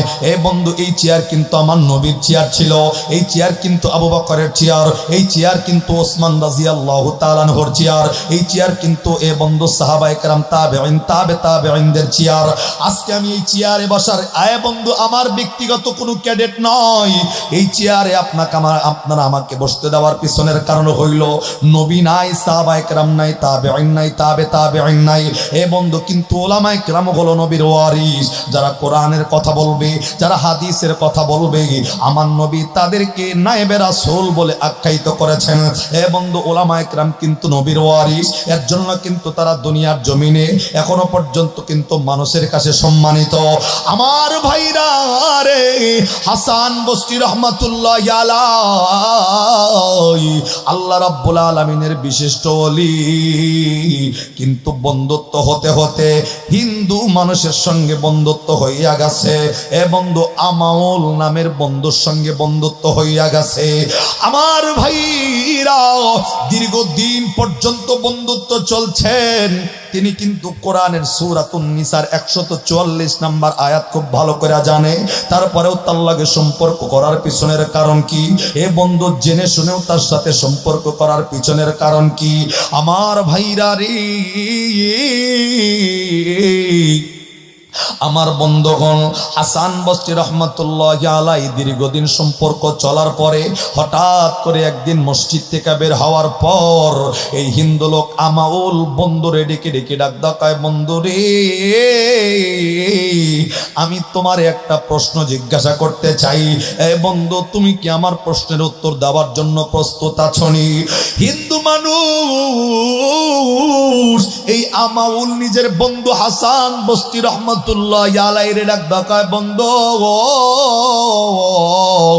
আপনি আমার কলিজার বন্ধু, আপনি আমার আত্মার বন্ধু, এমন কোন প্রশ্ন করবেন যে প্রশ্নের জন্য আবার অনুমতি লাগে? এ বন্ধু রে, আপনারে আমি কলিজার ভিতরে জায়গা দিছি, আপনারে আজকে পারমিশনটা দিয়া দিলাম। বাকি জিন্দিগিতে যত জটিল এবং কঠিন প্রশ্ন হোক না কেন, কোনোদিন আমাকে অনুমতি লাগবে না। যে কোনো সময় এনি টাইম আমাকে প্রশ্ন করবেন, কোনো অসুবিধা নাই। আমি সব সময়ের জন্য প্রশ্ন করার জন্য আপনাকে উন্মুক্ত করে দিলাম। এই হিন্দু মানুষ আবার ডাকদা বললেন, বন্ধু এর আগেতে বহুতবার অনেক কথা বলছেন, অনেক প্রশ্ন আমাকে করেছেন, কিন্তু কোনোদিন অনুমতির প্রয়োজন হয় নাই। আজকে কোন কারণে অনুমতিটা লাগে জানতে চাই। আস্তে করে হাসান বসরি রহমাতুল্লাহ আলাইহি ডাকায়, বন্ধু এর আগে অনেক কথা বলছি, কোনোদিন অনুমতি নেই নাই। আজকে অনুমতি নেওয়ার একমাত্র কারণ, আজকে যেই কথা তোমারে জিগাবো, যেই প্রশ্ন তোমারে জিগাবো, এর আগে জিন্দিগিতে পিছনে কোনোদিন এই প্রশ্নগুলা তোমারে জিগাই নাই। এ বন্ধুরে, এই হিন্দু মানুষ বন্ধুত্ব স্বরূপ আচরণ করে ডাকায়, বন্ধু এ হাসান বসরি আমি তোমারে পারমিশন দিয়া দিলাম, যে কোনো টাইমে যে কোনো ধরনের প্রশ্ন করতে পারো, কোনো সমস্যা নাই। আমার ভাইরা এবার দিল লাগান। হাসান বসরি সূরাতুন নিসার 144 নম্বর আয়াত জানার পরেও কোন কারণে তার সাথে সম্পর্কটা তৈরি করেছেন, কোন কারণে তিনি তার সাথে মহব্বত তৈরি করেছেন, আল্লাহর ওলি হওয়ার পরেও কেন তার সাথে সম্পর্ক তৈরি করলো। এইবার আস্তে করে প্রশ্ন নাম্বার 1, 1 নম্বরে আমাউল বন্ধু হিন্দুরে ডাকায়, বন্ধুরে তোমার কাছে আমার 1 নম্বর প্রশ্ন হইল, এ বন্ধু আমার 1 নম্বর প্রশ্ন, তুমি কিন্তু ভালো করেই জানো তুমি একজন হিন্দু মানুষ, আমি হইলাম একজন মুসলমান। এ বন্ধু তুমি কিন্তু জানো তুমি আগুন পূজা করো, তুমি বাতাসের পূজা করো, তুমি সূর্যের পূজা করো, তুমি চন্দ্রের পূজা করো, তুমি দেবদেবীর পূজা করো, কিন্তু আমি হাসান বসরি সূর্যের পূজা করি না, বাতাসের পূজা করি না, আমি আগুনের পূজা করি না। আমি হাসান বসরি অন্য কারো ইবাদত নয়, আমি হাসান বসরি ইবাদত করি কার? এ ভাই আওয়াজ করে কলিজাটা ভরাইয়া জোরে বলেন, এ বন্ধু মুসলমান যারা, ইমানদার যারা, অন্য কারো ইবাদত নয়, বান্দাগুলা ইবাদত করে কার? হাসান বসরি রহমাতুল্লাহ আলাইহি ডাকায়, বন্ধুরে তুমি কিন্তু জানো আমি আমার মালিকের ইবাদত করি, আমি আমার মালিকের পূজা করি, আমি আমার মালিকের দাসত্ব করি, আমি আমার আল্লাহর গোলামি করি। তুমি কিন্তু আল্লাহর গোলামি করো না, তুমি কিন্তু আমার আল্লাহর দাসত্ব করো না, তুমি কিন্তু আগুন পূজা, বাতাস পূজা, তুমি কিন্তু এ বন্ধু মূর্তি পূজা কিন্তু তুমি করো। হাসান বসরির কথা শুই না হিন্দু মানুষটা কিছু সময় চুপ করে আছে। আরে বন্ধু কোনোদিন তো এমন কথা আমারে কয় নাই, আজকে এই কথাগুলা বলার পিছনের কারণ কি? এ বন্ধুরে, হিন্দু লোকটা ডাকায়, বন্ধু সত্যি আমি তো আগুন পূজা করি, বাতাসের পূজা করি, আমি তো সূর্যের পূজা করি, চন্দ্রের পূজা করি, তাতে কি? হঠাৎ করে আজকে এই প্রশ্ন কেন তুমি আমারে জিগাইতেছ? এ বন্ধু আস্তে কইরা হাসান বসরি রহমাতুল্লাহ আলাইহি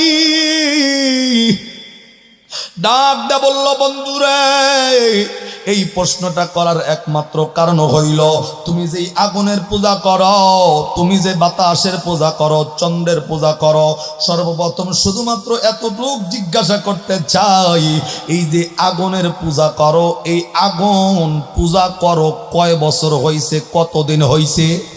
হিন্দু লোকটা আস্তে করে ডাকদা কয়, বন্ধু আমার জন্মের পর থেকে যেই দিন থেকে মাথার ভিতরে জ্ঞান আসছে, আমি যতটুক জানি,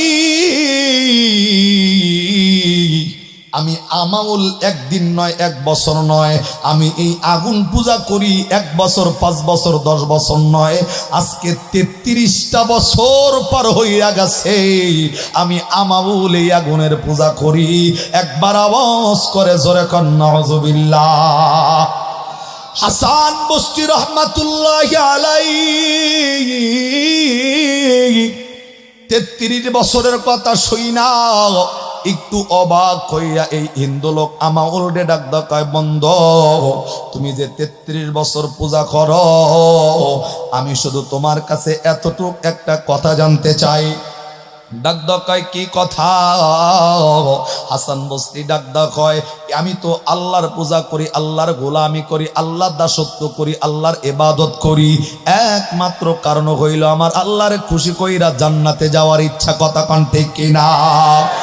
মুসলমান, 81টার মানুষ আমরা যে ইবাদত করি, এই যে শীতের রাত্রিতে এখানে বসে বয়ান শুনতেছি, দিলের ভিতরে অন্য কোনো তামান্না নয়, একমাত্র আল্লাহর ভয়, জান্নাতে যাওয়ার ইচ্ছায়। কথা কোন ঠিক না ব্যাঠি? হাসান বসরি ডাক দিয়া বললেন, বন্ধু, আমি আল্লাহর ইবাদত করি, আমি আল্লাহর গোলামি করার পিছনের কারণ আমি আল্লাহরে খুশি করতে চাই, আমি আল্লাহর জান্নাতে যাব, জান্নাতে যাওয়ার জন্য আল্লাহর ইবাদত গুলা শুরু করছি। কিন্তু তোমার কাছে আমার প্রশ্ন হলো এই, তুমি যে 33টা বছর যাবত আগুন পূজা করতেছ, তোমার এই আগুন পূজা করার পিছনের কারণ বলো, তোমার মেন টার্গেটটা বলো, তুমি কোন কারণে এই আগুন পূজাটা শুরু করছো? এ বন্ধু, আমি যেমন আল্লাহর জান্নাতের আশায় আল্লাহর ইবাদত করি, তুমি আগুন পূজা করো কোন আশায়? এই প্রশ্ন জানার কৌতূহলটা ভিতরে বাইরা গেছে। এ বন্ধু রে, হাসান বস্তি রহমতুল্লাহি আলাইহি এই কথাটা শোনার লগে লগে হিন্দু বন্ধু আস্তে করে ডাক ডাকায়, বন্ধু, কি এমন প্রশ্ন করলা যেই প্রশ্ন শুই না কি উত্তর দিব, উত্তর আমার ভিতরে জানা নাই। ডাক ডাকায়, বন্ধু, টার্গেট ছাড়া ইবাদত করো কেন? যেই ইবাদতের উত্তর জানা নাই, যেই কাজের উদ্দেশ্য নাই, উদ্দেশ্য ছাড়া কাজ করার পিছনের কারণ কি? হিন্দু লোক এইবার ডাক কয়, বন্ধু, একেবারে উদ্দেশ্য ছাড়া নয়, অবশ্যই অবশ্যই একটা উদ্দেশ্য আছে। হিন্দু লোক ডাক কয়, বন্ধু, আমাউল হাসান বস্তিরে ডাক কয়, বন্ধু রে, আমার ছোট্ট একটা উদ্দেশ্য ভিতরে আছে। 33 বছর যাবত যেই আগুনের পূজা করি, এই আগুনের পূজা করার পিছনের একমাত্র কারণ, এই আগুন পূজা করতেছি, এই আগুনটা আমার বাদ্য বানানোর জন্য, এই আগুনটাকে আমি শিকারী বানাবো, এই আগুনটা যেন আমার কথা শোনে, এই আগুনটা যেন আমার বাধ্য হইয়া যায়, আগুনকে আমি যা বলবো আগুন যেন তাই শোনে। কেননা একমাত্র কারণ, আমি তো হিন্দু মানুষ, আমি যদি স্বর্গে যাইতে না পারি, আমি যদি নরকে যাই, অবশ্যই অবশ্যই আমারে জাহান্নামের আগুনের ভিতরে জ্বালাবে, অবশ্যই আমারে নরকের আগুনের ভিতরে জ্বালাবে। আমি মৃত্যুর আগ মুহূর্ত পর্যন্ত আগুনের পূজা করব, এই আগুনকে বাধ্য করব, আগুন যেন আমার কথা শোনে। আমি নরকে গেলে এই আগুনকে নিষেধ করে দিব, আগুন, সারাটা জিন্দিগি তোমার ইবাদত করছি, সারাটা জিন্দিগি তোমার পূজা করছি, আজকে কিন্তু আমার শরীরের ভিতরে স্পর্শ করা যাবে না। হাসান বসরির এই কথাটা শোনাইতেছে। এ কাশিঘাটার ভাইরা, এইবার আওয়াজ দিয়া বলেন তো, আগুনকে বাধ্য করতে চাইলে আগুনের ইবাদত নয়, ইবাদত করতে হবে কার? আর একটু জোরে। আগুনকে বাধ্য করতে চাইলে ইবাদত করতে হবে কার? আর একটু জোরে বলেন কার? আগুনের ইবাদত কইরা আগুনকে বাধ্য করা যাবে না, কেননা আগুন একমাত্র কথা শোনে কার? এ বন্ধু, আমরা কিন্তু জানি আগুন যে কথা শোনে, এটাও কিন্তু জানি। ওই কথাটা আমি বলবো না, শুধুমাত্র আমাদের সকলের জানা পয়গম্বর ইব্রাহিমের জন্য এ বন্ধু নমরুদ আগুন জ্বালাইছিল, যে আগুনের উপর দিয়া 30 মা এ বন্ধু 3-4 মাইল উপর দিয়া পাখি উইরা যাইতে পারতো না। এ বন্ধু পাকগুলা পইরা জমিনে পাখি পইরা যাইতো। পয়গম্বর ইব্রাহিম রে আগুনের ভিতরে লাগানোর পর, আগুনে ঢুকাইয়ে দেওয়ার পর, এ বন্ধু পয়গম্বর ইব্রাহিম ওই আগুনে যাওয়ার পরে, যাওয়ার আগে আমার আল্লাহ কিন্তু কোরআনে জানাইছেন, কুলনা ইয়া নারুকুনি বারদাও ওয়া সালামান আলা ইব্রাহিম। আল্লাহু আকবার। আল্লাহ কিন্তু জানাইছে, এ আগুন, আমি কিন্তু আমার বন্ধুরে তোমার ভিতরে ঢুকাইতেছি, একটা শরীরের অংশ যেন না পড়ে, আমার বন্ধুর জন্য শান্তি নামক জায়গা হইয়া যাও, শান্তির ব্যবস্থা হইয়া যাও। এ বন্ধু বলার সাথে সাথে এই আগুন আমার আল্লাহর কথা শুনছে না শোনে নাই? আমার ভাইরা, আমার বন্ধুগণ, হাসান বসরি রহমাতুল্লাহি আলাইহি এই লোকটার কথা শুনছে। তার মেন টার্গেট হইল আগুন পূজা করার একমাত্র কারণ, আগুন তার বাধ্য হইয়া যাব। এই বান্দা যদি নরকে চইলা যায়, আগুনকে নিষেধ করবে, আগুন যেন তারে না ধরে। একবার আওয়াজ করে জোরে কন্যা আউযুবিল্লাহ। হাসান বসরি আস্তে করে ডাক ডাকায়, বন্ধু, যদি টার্গেট থাকে এই যে আগুনকে বাধ্য করার জন্য আগুনের ইবাদত করতেছো, আগুনের পূজা করতেছো, 33টা বছর হয়ে গেছে আগুনের পূজা করতেছো, আজ পর্যন্ত কি কোনোদিন পরীক্ষা করে দেখছো যে আগুনটা তোমার বাধ্য হয়েছে না হয় নাই? একবার সুবহানাল্লাহ কন। 33 বছর যার ইবাদত করলাম, দেখবেন এই এলাকার ভিতরে কেউ যদি একটা কুকুর পালে, কুকুর, এই বিনদেশি একটা কুকুর আসার পর 15টা দিন আপনি তারে খাইতে দেওয়ার পর আপনি দেখবেন বাজারে যাইতেছেন, কুকুরটা আপনার পিছনে পিছনে বাজারে যায়। কথা কন? মানে 15 দিনই একটা কুকুর আপনার বাধ্য হয়ে গেছে। একটা পাখিরে ভালো খাইতে দিলে 15 দিন, 20 দিন, 1 মাসের ভিতরে আপনি যেই ভাষা শেখান, এই ভাষাটা পাখি শেখা যায়।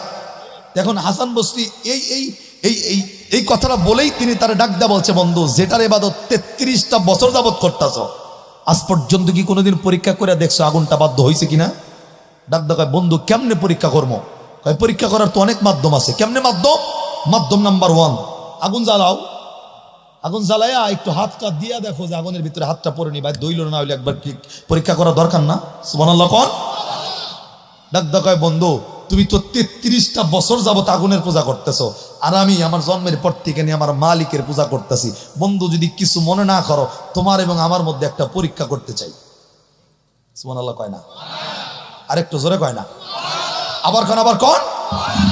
33টা বছর যার পূজা করলা, আর আমি আমার মালিকের পূজা করলাম, কোনোদিন আগুনের কাছে যাই নাই, তোমার এবং আমার মধ্যে একটা পরীক্ষা করবো, রাজি আছো? হিন্দু লোক আমাউল ডাক দেখায়, বন্ধু, কি পরীক্ষা? কয়, তুমিও দাঁড়াইবা, আমিও দাঁড়াবো, মাঝখানে একটা আগুন জ্বালাবো। আমরা আগুন জ্বালাইয়া, আমি তো আল্লাহর ইবাদত করি, আল্লাহর গোলামি করি, আল্লাহর দাসত্ব করি, আমি আগুনের ভিতরে হাত দিব সর্বপ্রথম। প্রথমের ব্যাপারে উল্লেখ নাই, আমি আগুনের ভিতরে হাত দিব, তুমিও আগুনের ভিতরে হাত দিবা। আমি হাসান বসরি কথা দিতেছি, যদি আমি আল্লাহর ইবাদত করার পর আমার হাতটা যদি পুইরা যায়, আমি ওয়াদা দিলাম, প্রমিস করতেছি, শপথ করতেছি, আমি আল্লাহর ইবাদত করার পর আগুনে হাত দেওয়ার পর আমার হাত যদি পড়ে, আজকের পর থেকে, হাত পোড়ার পর থেকে আর আল্লাহর ইবাদত করব না, তারপর থেকে তোমার আগুন পূজা শুরু করব। একবার আপাতত নাউজুবিল্লাহ কোন। এই কথা হাসান বসরি আগে বলছেন। নাম্বার 2, দ্বিতীয় নাম্বার কথা সেম, বন্ধু, তুমি তো 33 বছর তার পূজা করছো, তুমিও আগুনের ভিতরে হাত দিবা। তোমার হাত যদি পুইরা যায়, ওয়াদা দেওয়া লাগবে, প্রমিস করা লাগবে, শপথ করা লাগবে। আমার হাত যদি না পড়ে, তোমার হাত যদি পড়ে, আজকে থেকে আগুন পূজা বাদ দিয়ে আমার মালিকের পূজা শুরু করবা। সুবহানাল্লাহ কয় না? জোরে কয় না? আবার কয় না? উদ্দেশ্য আছে না নাই? জোরে বলেন। খালি কবজা ডুবাইয়া খাবার লিগা, ধর্ম যার যার উৎসব সবার, এটা কোবার লিগা, বিয়ার দাওয়াত পাবার লিগা, ওই প্রসাদ খাবার লিগা নিষেধ করছেন কে? জোরে বলেন। আমি এমন একটা এলাকায় মাহফিলে গেছিলাম, শুনলে আপনারা মনে করবেন, হিন্দু এলাকা ছিল একদম, মানে চতুর্দিক দিয়া হিন্দু, মাঝখানে কয়েকটা বাড়ি মুসলমান। আমি গেছি, 2 দিন ব্যাপী তাফসির মাহফিলের আয়োজন দিছি। এখন আমি দলেশ্বরী যায় দেখলাম যে সকল মানুষই হিন্দু, মাত্র কয়েকটা বাড়ি মুসলমান মিলা, মানে মানুষই আইব মনে হয় কে আর বয়ানটা করবই মনে কারে নিয়ে। এখন এই কথা বলার পর আমার যাই মন খারাপ হয়েছে, ব্যবসা দেখাই হুজুর এলাকার লোকজন ডাক দেখা, হুজুর মন খারাপ করেন না, শুরু করেন মাহফিল, দেখবেন আল্লাহ চাইলে ফেরেস্তা দিয়ে আজকে মাহফিল আল্লাহ ভরবো। তাদের হিম্মত দেখে আমি খুশি হয়ে গেছি, ফেরেস্তা নিয়ে আজকে বয়ান করবো। ইতিও আগে বয়ান হয়েছে। তো এশার নামাজের পরে এক বক্তার আলোচনা শেষ করার পর আমি স্টেজ ওইটা বয়ান শুরু করছি। বয়ান চলতেছে 10-15-20 মিনিটের ভিতরে যতগুলা মানুষ ছিল মাহফিলের অর্ধেক কানি বোঝাই হয় নাই, কিন্তু 15-20 মিনিটের ভিতরে পুরা সামিয়ানা বোঝায়। আমি ভাবলাম যে সত্যি কি আল্লাহ ফেরেস্তা দিলনি মাহফিলে, কিন্তু একটা বিষয় কনফিউজ, ফেরেস্তা যদি থাকে আপাতত ধরেন কিচ্ছু নাই, সাদা জুব্বা টুপি পাগড়ি না থাকলো মাথায় টুপিটা তো থাকবো আপাতত, কথা কন না রে ভাই, কিন্তু সব টুপি ছাড়া। এখন আরো বিষয় কনফিউজ, যখন এই যে আপনাকে সুবহানাল্লাহ আজকে যেমন কইতে কই সুবহানাল্লাহর আওয়াজ যেমন দিতেছেন, ওইখানেও সুবহানাল্লাহ যখন কইতে কই সুবহানাল্লাহ খালি কাইতো একদিকে, মানে এক পাশে আওয়াজ আছে আর এক পাশে কিচ্ছু না, একবার জবান বন্ধ। এখন মন খারাপ, সুবহানাল্লাহ পাবলিক কয় না, মানে মনের মতো হইতে পারি নাই, বয়ান ওইভাবে কইরা ঢেরে নেমে গেছি।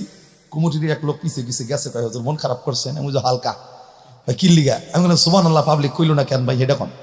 কয় হুজুর সুবহানাল্লাহ পরে কেমনে কইব মানুষ, পরে যে গ্লাইছে টুপি সারা সব হোসালা হিন্দু বয়ে রয়েছে, পরে যেটি আইছে সব হিন্দু।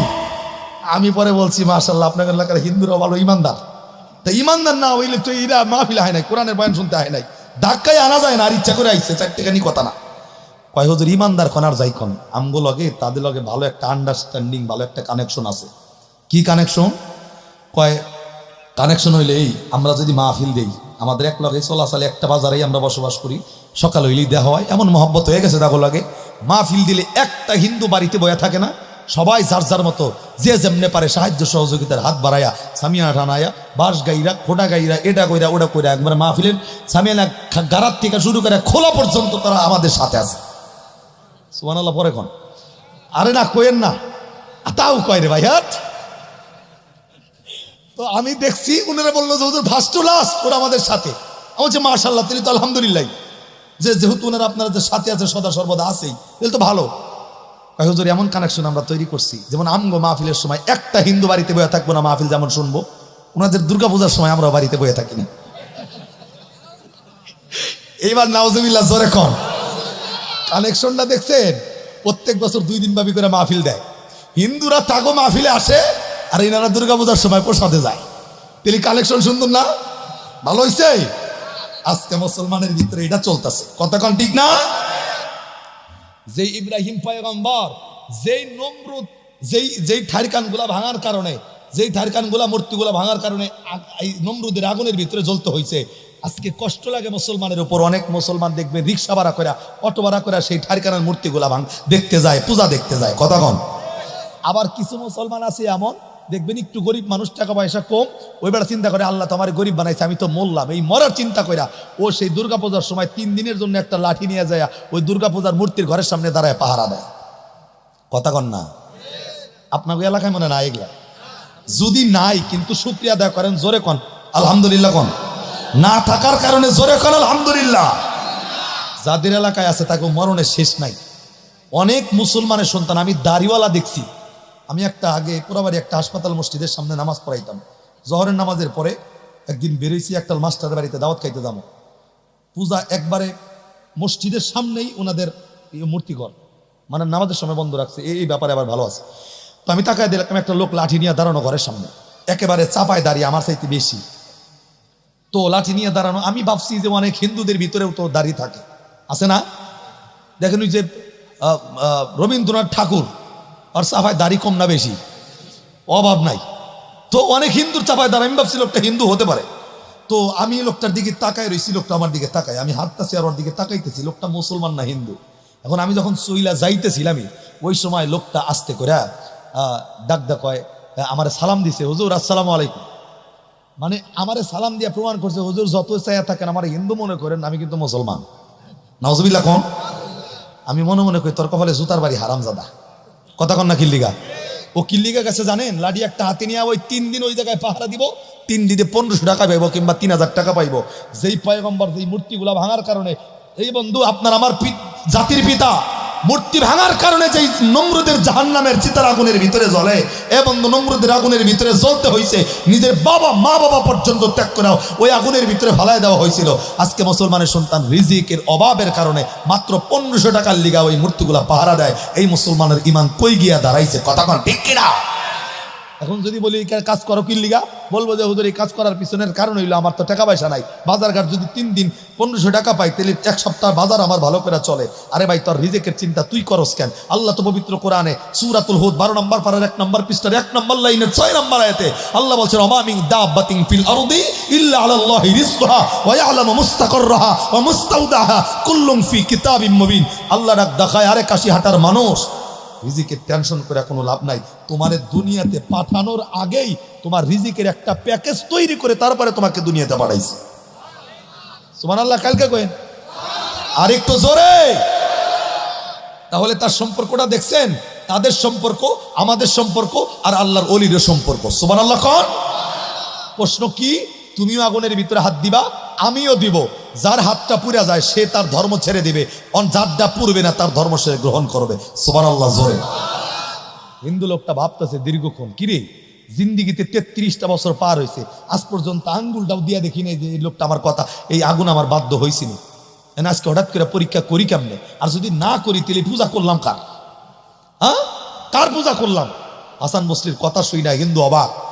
অনেকক্ষণ পর চুপ করে থাইকা আস্তে করে ডাক ডাক, বন্ধু হাসা হাসা পরীক্ষা করবেন? হাসা করবো। সুবহানাল্লাহ। 33 বছর পূজা করছস বেড়া, হ্যাঁ পরীক্ষা করে না করলে উপায় আছে? ডাক ডাক, বন্ধু যদি করেন ঠিক আছে, তাহলে আপাতত আজকে একটু পরীক্ষা করা দরকার, আমি রাজি আছি। সুবহানাল্লাহ। আর একটু জোরে কন। আমার ভাইরা, হাসান বসরি রহমাতুল্লাহি আলাইহি আস্তে করে ডাক ডাকায়, বন্ধু আমি আগুনের কুণ্ডটা জ্বালাবো, লম্বা করব না। আগুনের কুণ্ড জ্বালাইয়া তুমি তোমার হাতটা ঢুকাইবা আগুনের মধ্যে, আমি আমার হাতটা আগুনের ভিতরে ঢুকাইয়া দিব। আমি ওয়াদা দিতেছি, আমার হাত যদি আগুনের ভিতরে দেওয়ার পর পুড়ে যায় আমি তোমার ধর্ম গ্রহণ করব। আর যদি আমার হাতটা না পুইরা যায়, তোমার হাত যদি পড়ে গো, ওয়াদা দেওয়া লাগবে আজকে তোমার ওই আগুনের পূজা বাদ দিয়া আমার মালিকের পূজা শুরু করবা। আওয়াজ করে জোরে সুবহানাল্লাহ। এ বন্ধুরে, হাসান বসরি রহমাতুল্লাহি আলাইহির কথা শুই না হিন্দু লোকটা আস্তে করে ডাক ডাকায়, বন্ধু যদিও কোনোদিন হাতটা আগুনের ভিতরে লাগাই নাই, কিন্তু যেহেতু তুমি আমার কলিজার বন্ধু, অন্তরের বন্ধু, বন্ধু আমি যেহেতু ওয়াদা দিছি তোমার কথাগুলো শুনবো, আমি মেনে নিব। তুমি আগুনের কুণ্ড জ্বালানোর ব্যবস্থা করো। হাসান বসরি রহমাতুল্লাহি আলাইহি বন্ধু একটা আগুনের কুণ্ড জ্বালাইছে। একটা জায়গায় লাকড়ি দিয়ে আগুন জ্বালানোর পরে দুইজন দুই পাশে দাঁড়াইয়া গেছেন। হাসান বসরি রহমাতুল্লাহি আলাইহি হিন্দু লোকটারে ডাক ডাকায়, বন্ধু রে, যেহেতু 33টা বছর এই আগুনের লাগে তোমার সম্পর্ক, 33টা বছর যে আগুনের পূজা তুমি করো, আমি তোমাকে বলবো তুমি আগে হাতটা দাও, আমি পরে দেব। হাসান বসরি রহমাতুল্লাহি আলাইহি কথা বলার পরে, বন্ধু এই লোকটা আগুনের ভিতরে হাত দিবেন। আগুনের ভিতরে হাত দেওয়ার পরে, হাত দেওয়ার আগে অন্তরের ভিতরে দুর্বলতা, আরে জিন্দিকটা বইরা পূজা করছি, কোনোদিন আগুনের ভিতরে হাতটা দেই নাই, আজকে কেমনে সরাসরি আগুনের ভিতরে হাত দিব? হাত দেওয়ার আগে এ বন্ধু অন্তরের ভিতরে ভয় চলে আসছে। হাসান বসরি রহমাতুল্লাহি আলাইহিকে আস্তে করে ডাক ডাকায়, বন্ধু 33টা বছর পূজা করলে কি হইব? কোনোদিন আগুনের ভিতরে হাত দেই নাই, আমি আগুনের ভিতরে হাতটা দিব কেমন জানো দিলের ভিতরে ভয় লাগে। আরে জোরে কন। দিলের ভিতরে দুর্বলতা থাকার পিছনের কারণ অল্লাগে আমার মালিক নাই। কথা কন ঠিক না? হাসান বসরি ডাক ডাকায়, বন্ধু তুমি দাও, তুমি আগে দাও, তুমি আগে দিবে, আমি পরে দিব। হাসান বসরি রহমাতুল্লাহি আলাইহি আস্তে করে ডাক দেখায়, তুমি তো পূজা করছো, তোমার আগে দেওয়া দরকার। ডাক দেখায় না, তুমি দাও। একজন আস্তে করে ডাকুন, দুইজন ডাক দেখায়, আপনি দেন, ওকে আপনি দেন। হাসান বসরি রহমাতুল্লাহ ডাক দেয়, ঠিক আছে অপেক্ষা করো, ওয়েট এন্ড সি, আমি নিজে দিতেছি, তুমি পরে দিও নি। এবার সুবহানাল্লাহ কোন। হাসান বসরি প্রস্তুতি নিছেন। হাসান বসরি প্রস্তুতি নেওয়ার সময় আগুনে হাত দেওয়ার আগে মুসলমানের সামনে যখন বিপদ চলে আসে, এই মুসলমান সাহায্য চায় কার কাছে? আল্লাহর নামটা জোরে আবার। আমরা কিন্তু নামাজে দাঁড়াই এই তেলাওয়াত করি, ইয়্যাকা না'বুদু ওয়া ইয়্যাকা নাস্তাঈন, ইবাদত করি তোমার, সাহায্য চাই কার কাছে? আল্লাহর ইবাদত করি, আল্লাহর কাছেই সাহায্য চাই। আল্লাহর ওলি যারা, মুমিন যারা, মুত্তাকি যারা, মুসলমান যারা অন্য কারো দরবারে হাত পাতে না, তারা হাত পাতে কার কাছে?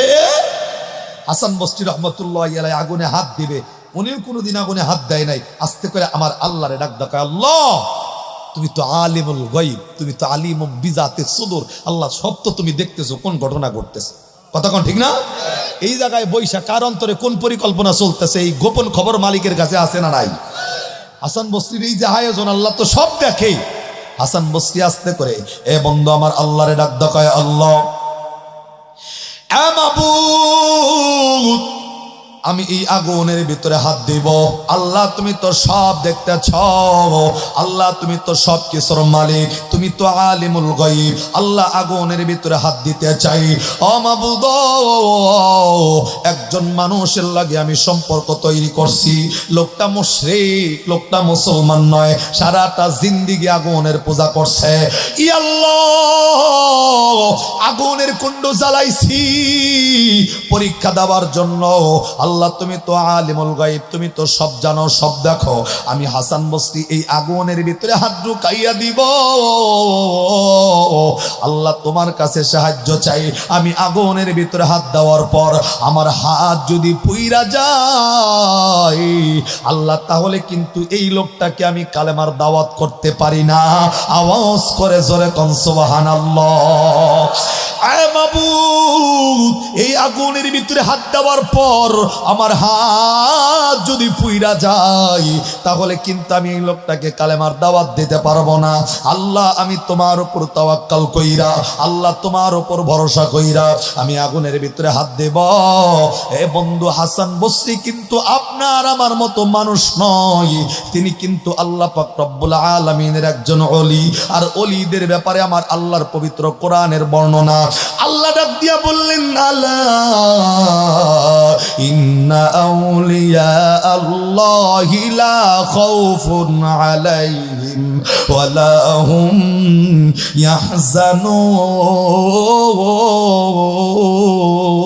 ইয়াহজানুন। আল্লাহ ডাক দেয়, আমি আল্লাহর ইবাদতের মাধ্যমে আমি আল্লাহর সান্নিধ্য যারা অর্জন করবে তাদের ব্যাপারে ডাক দেয়, লা খাউফুন আলাইহিম ওয়া লা হুম ইয়াহজানুন। আল্লাহর বন্ধু যারা হয়, আল্লাহর ইবাদত করে যারা আল্লাহর প্রিয় হয়, আল্লাহ তাদেরকে বন্ধু বলে ডাক দেয়, তাদের কোনো ভয় নাই। লা খাউফুন আলাইহিম ওয়া লা হুম ইয়াহজানুন, তাদের কোনো চিন্তা নাই, তাদের জিম্মাদার নিয়েছেন কে? আর একটু জোরে বলেন কে? এ বন্ধু রে, হাসান বসরি আমার আল্লাহর কাছে সাহায্য চাইয়া, এ বন্ধু আল্লাহর কাছে সাহায্য চাওয়ার কারণে আমার আল্লাহ পাক রব্বুল আলামিন তার দোয়াটা কবুল করছে। হাসান বসরি রহমাতুল্লাহি আলাইহি আগুনের ভিতরে হাত দেওয়ার আগে জবানে তেলাওয়াত করছে, বিসমিল্লাহির রহমানির রহিম। জোরে জোরে কোন আল্লাহু আকবার। এ বন্ধু আমার আল্লাহ ডাক দেয়, এই বিসমিল্লাহর ভিতরে আমি আল্লাহর তিনটা গুণবাচক নাম আছে, একটা হলো আল্লাহ, দুই নাম্বার হলো রহমান, তিন নাম্বার হলো রহিম। এ বন্ধু, এই বিসমিল্লাহর ভিতরে এমন বরকত, আমার আল্লাহ রব্বুল আলামিনের নবী ডাক দেয়, কোন বান্দা এই কাশিঘাট এলাকার ভিতর থেকে বিসমিল্লাহ বইলা সকাল বেলায় সারাদিন কাজের জন্য বের হবে, কাজটা শেষ হওয়ার পর একবার আলহামদুলিল্লাহ যদি জবানে উচ্চারণ করে, বান্দা যতটুক সময় কাজ করবে বিসমিল্লাহ বলে শুরু, আলহামদুলিল্লাহ বলে শেষ হওয়ার কারণে বান্দার 4 ঘন্টার কাজ আল্লাহর দরবারে কাজও হইয়া যাবে, এবং আমল নামার ভিতরে নফল নামাজের নেকি আল্লাহর ফেরেশতারা লিখতে থাকবে। আমার ভাইরারি, এই বিসমিল্লাহ তেলাওয়াত কইরা হাসান বসরি রহমাতুল্লাহি আলাইহি আস্তে কইরা আল্লাহর এই আগুনের ভিতরে হাত দিয়া হাতটা দিয়া হাত নড়াচড়া করতেছেন, কিন্তু বন্ধু আমাউল সাইড থেকে তাকাইয়া দেখে জ্বলন্ত আগুনের ভিতরে হাত দেওয়ার কারণে এ বন্ধু হাত ভিতরে দিয়া নড়াচড়া করার পরেও আল্লাহর ওলির হাসান বসরির শরীরের হাতের একটা পশম পর্যন্ত পড়ে নাই। হয় না, জোরে হবে।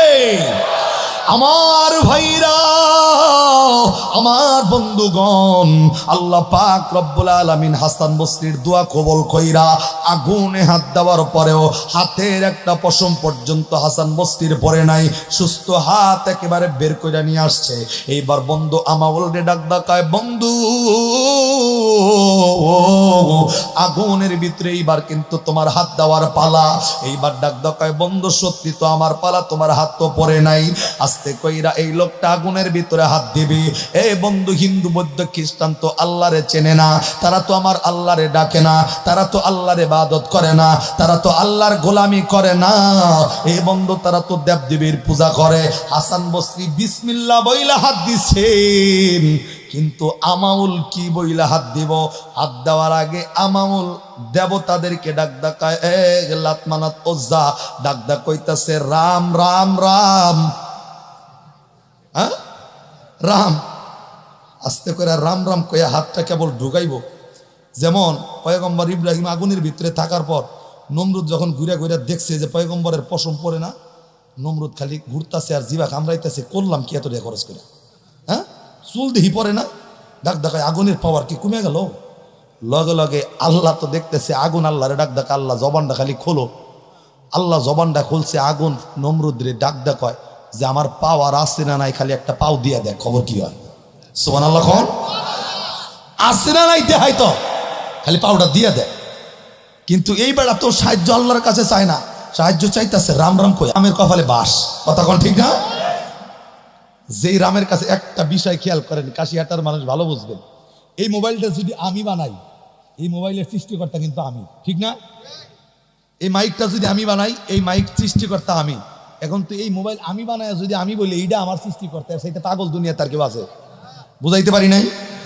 মাটি দিয়া মূর্তি আমি বানায়া নিজে দাঁড়ায় থাকতে পারে না, পিছনে ঠ্যাং দিয়ে ফেলা লাগে বাঁশ দিয়া।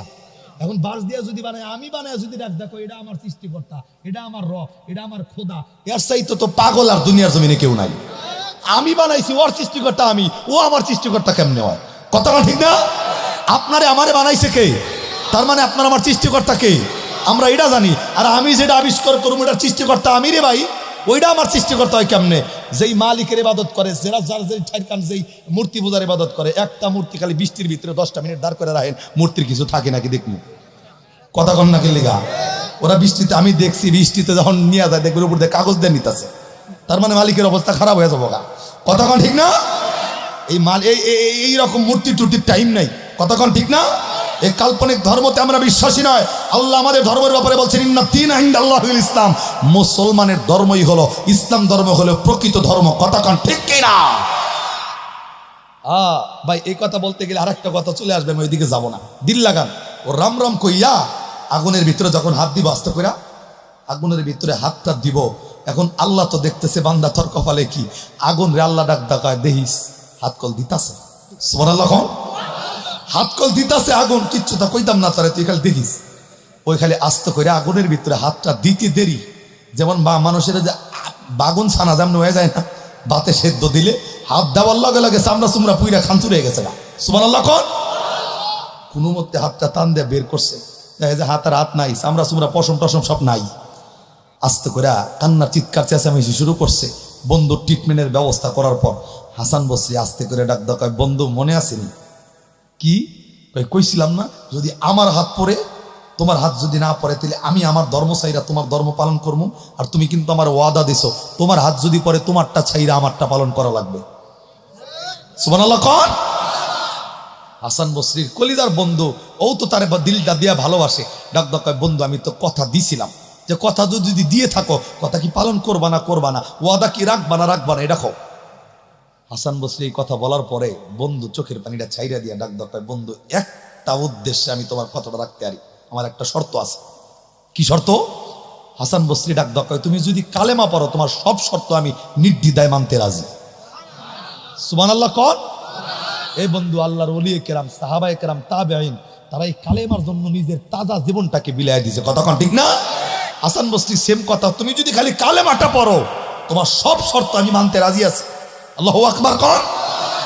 হিন্দু লোকটা ডাক দেয়, বন্ধু আমার শর্ত হলো মাত্র এই শর্ত, আমার শুধুমাত্র এই শর্ত, আমি কালেমাটা পড়বো, মুসলমান হব, কিন্তু একটা কথা, আমি যদি তোমার আগে দুনিয়ার থেকে বিদায় হয়ে যাই, তোমার আগে যদি মইরা যাই, আমার ওয়াদা দেওয়া লাগবে, তুমি হাসান বসরি আমার জন্য একটা চিঠি লিখবা, একটা চিঠি লেখা আমারে নিজ হাত দিয়ে আগে ধোয়াইবা, নিজ হাতে কাপড় পরাইবা, নিজ হাতে কবরে নামাইয়া ওই কবরের ভিতরে একটা চিঠি লিখবা, ওই কবরের ভিতরে যেন চিঠিটা থাকে, তোমার মালিকরে বইল যে এটা আমার বন্ধু, আল্লাহ তার হিসাবটা সহজ করে দিয়ে। কোয়েন সুবহানাল্লাহ। আবার কোন হাসান বসরির কথা কি, তুই খালি কালেমা পড়তি, যা বলবি সব মানতে রাজি। সুবহানাল্লাহ। আমার হাসান বসরি রাহমাতুল্লাহি আলাইহি আস্তে করে ডাক ডাকায়, বন্ধু আমি ওয়াদা দিছি, তুমি যদি কালেমা পড়ো আমি ওয়াদা দিলাম আমি তোমার শর্ত মানতে রাজি আছি। বন্ধু রে, আমি ওয়াদা দিলাম তুমি যদি কালেমা পড়ো আর তুমি যদি আমার আগে মারা যাও, আমি তোমারে ধোয়াবো, আমি তোমারে কাপন পরাবো, আমি তোমারে কবরের ভিতরে নামাবো এবং একটা চিঠিও লেখা দিব। আমি আল্লাহরে বলবো, আল্লাহ লোকটা আমার বন্ধু, আল্লাহ এই লোকটার হিসাব তুমি কমাইয়া দিও। আওয়াজ করে জোরে সুবহানাল্লাহ। এ বন্ধু, আস্তে করে এই আমাউল বন্ধু, এই কলিজার বন্ধুত্ব মহাব্বতের কারণে আর এই বন্ধুর কথাটা ফেলতে পারে নাই। আস্তে কইরা এই আমাউল বন্ধুরে আস্তে কইরা হাসান বসরি রাহমাতুল্লাহি আলাইহি পড়াইয়া দিছেন, লা ইলাহা ইল্লাল্লাহু মুহাম্মাদুর রাসূলুল্লাহ সাল্লাল্লাহু আলাইহি ওয়াসাল্লাম। আমার ভাইরা লোকটারে কালেমা পড়ে মুসলমান বানাইয়া দিছে। বন্ধুরে, শুধুমাত্র মুসলমান বানানো ক্ষান্ত নয়, হাসান বসরি রাহমাতুল্লাহি আলাইহি তার এক সপ্তাহ পরে ফজরের নামাজের পরে বসে একদিন কোরআনের কালিমের তেলাওয়াত করতেছে। ফজরের নামাজের পর হাসান বসরি কোরআনুল কারীমের তেলাওয়াত গুলা করে। কে জানো আইসা হাসান বসরির ডাক ডাকায়, বন্ধু এ আল্লাহর ওলি হাসান বসরি ঘরের ভিতরে আছেন নাকি?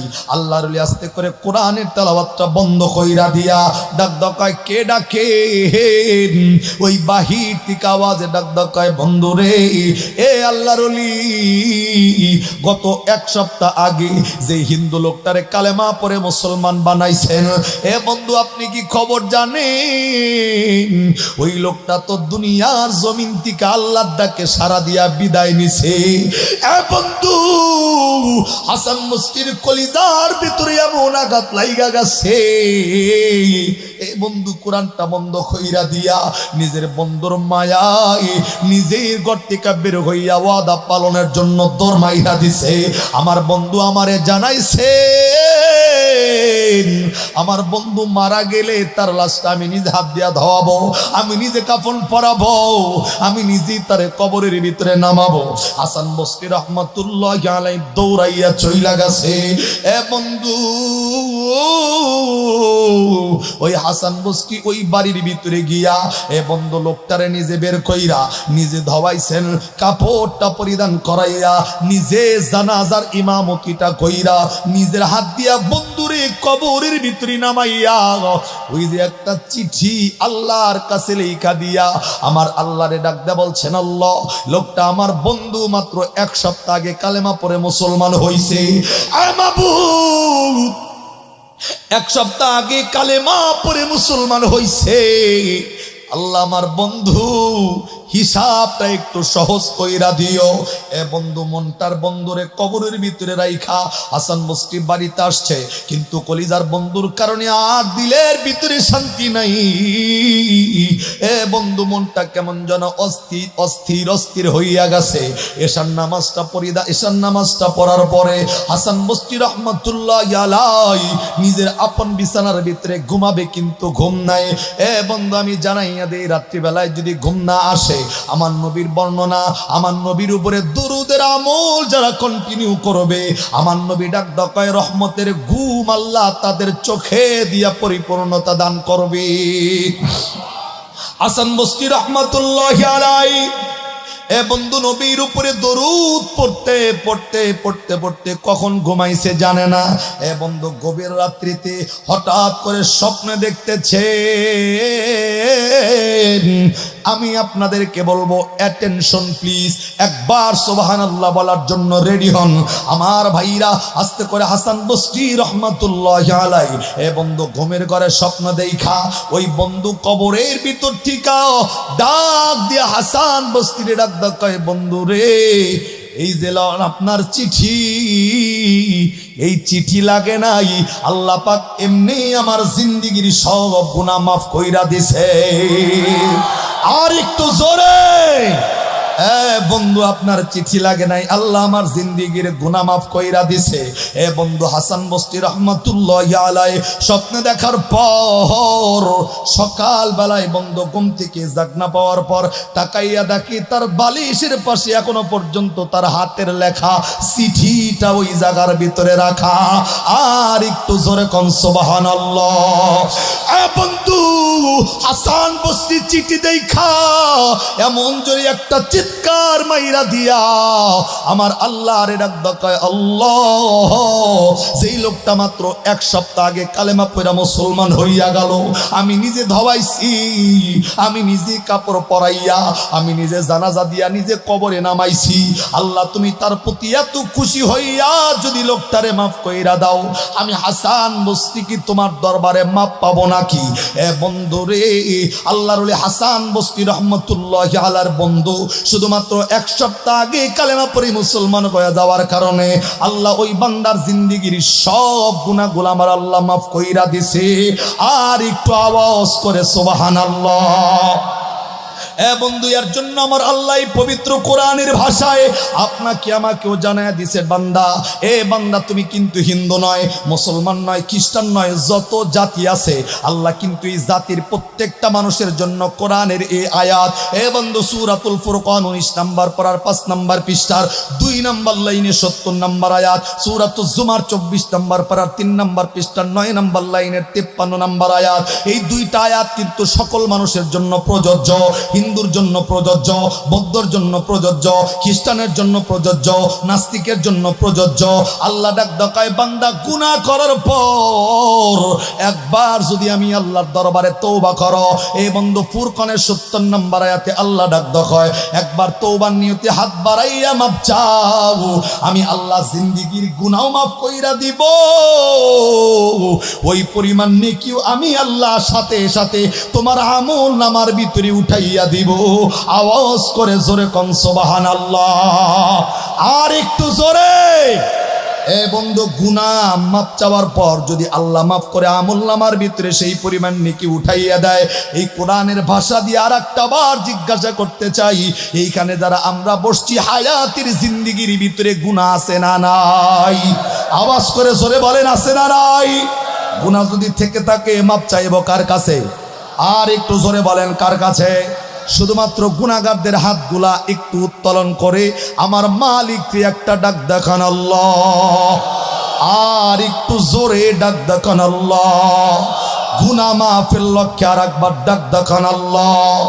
আল্লাহ রাত্রি গভীর হইয়া গেছে, তাকাইয়া দেখো কোরআন প্রেমিক মানুষগুলা নিয়া আল্লাহ কোরআনের ময়দানের ভিতরে বসে আল্লাহ ওয়াদা দিতেছি, যা করেছিলাম সব শয়তানের ধোকায় পইরা, আর আল্লাহ গুনাহ করব না, আর শয়তানের ধোকায় ফেলবা না। আল্লাহ তোমার দরবারে ফরিয়াদ আজকের এই উলামায়ে কেরামের মজলিসের থেকে ওয়াদা করতেছি, আর গুনাহ করব না। আল্লাহ আজকের এই তওবার বিনিময় জিন্দেগির সব গুনাহগুলা মাফ করে দাও। আর একটু দিলের ভিতর থেকে আওয়াজ করে জোরে কান আমিন। আর একটু জোরে কান, আর একবার জোরে কান আমিন। আত্মান আল্লাহ জাল্লা শানুহু সুবহানাহু ওয়া তাআলা আজকের আলোচনা কবুল করেন, আবার কবুল হওয়ার লক্ষ্যে আবার। তার মানে যে যেই পরিমাণ গুনাহগার ওই পরিমাণ গুনাহ নিয়ে মাপ চাইলে সেই পরিমাণ নেকি আমলনামায় উঠায় দিবেন কে? বিশ্বাস আছে না নাই? আল্লাহ জাল্লা শাআনুহু সুবহানাহু ওয়া তাআলা বেশি থেকে বেশি তওবা করার মতো ব্যবস্থা আল্লাহ দিলের ভিতরে পয়দা করে দেন, তৈরি করে দেন। চিল্লায় কোন আমিন।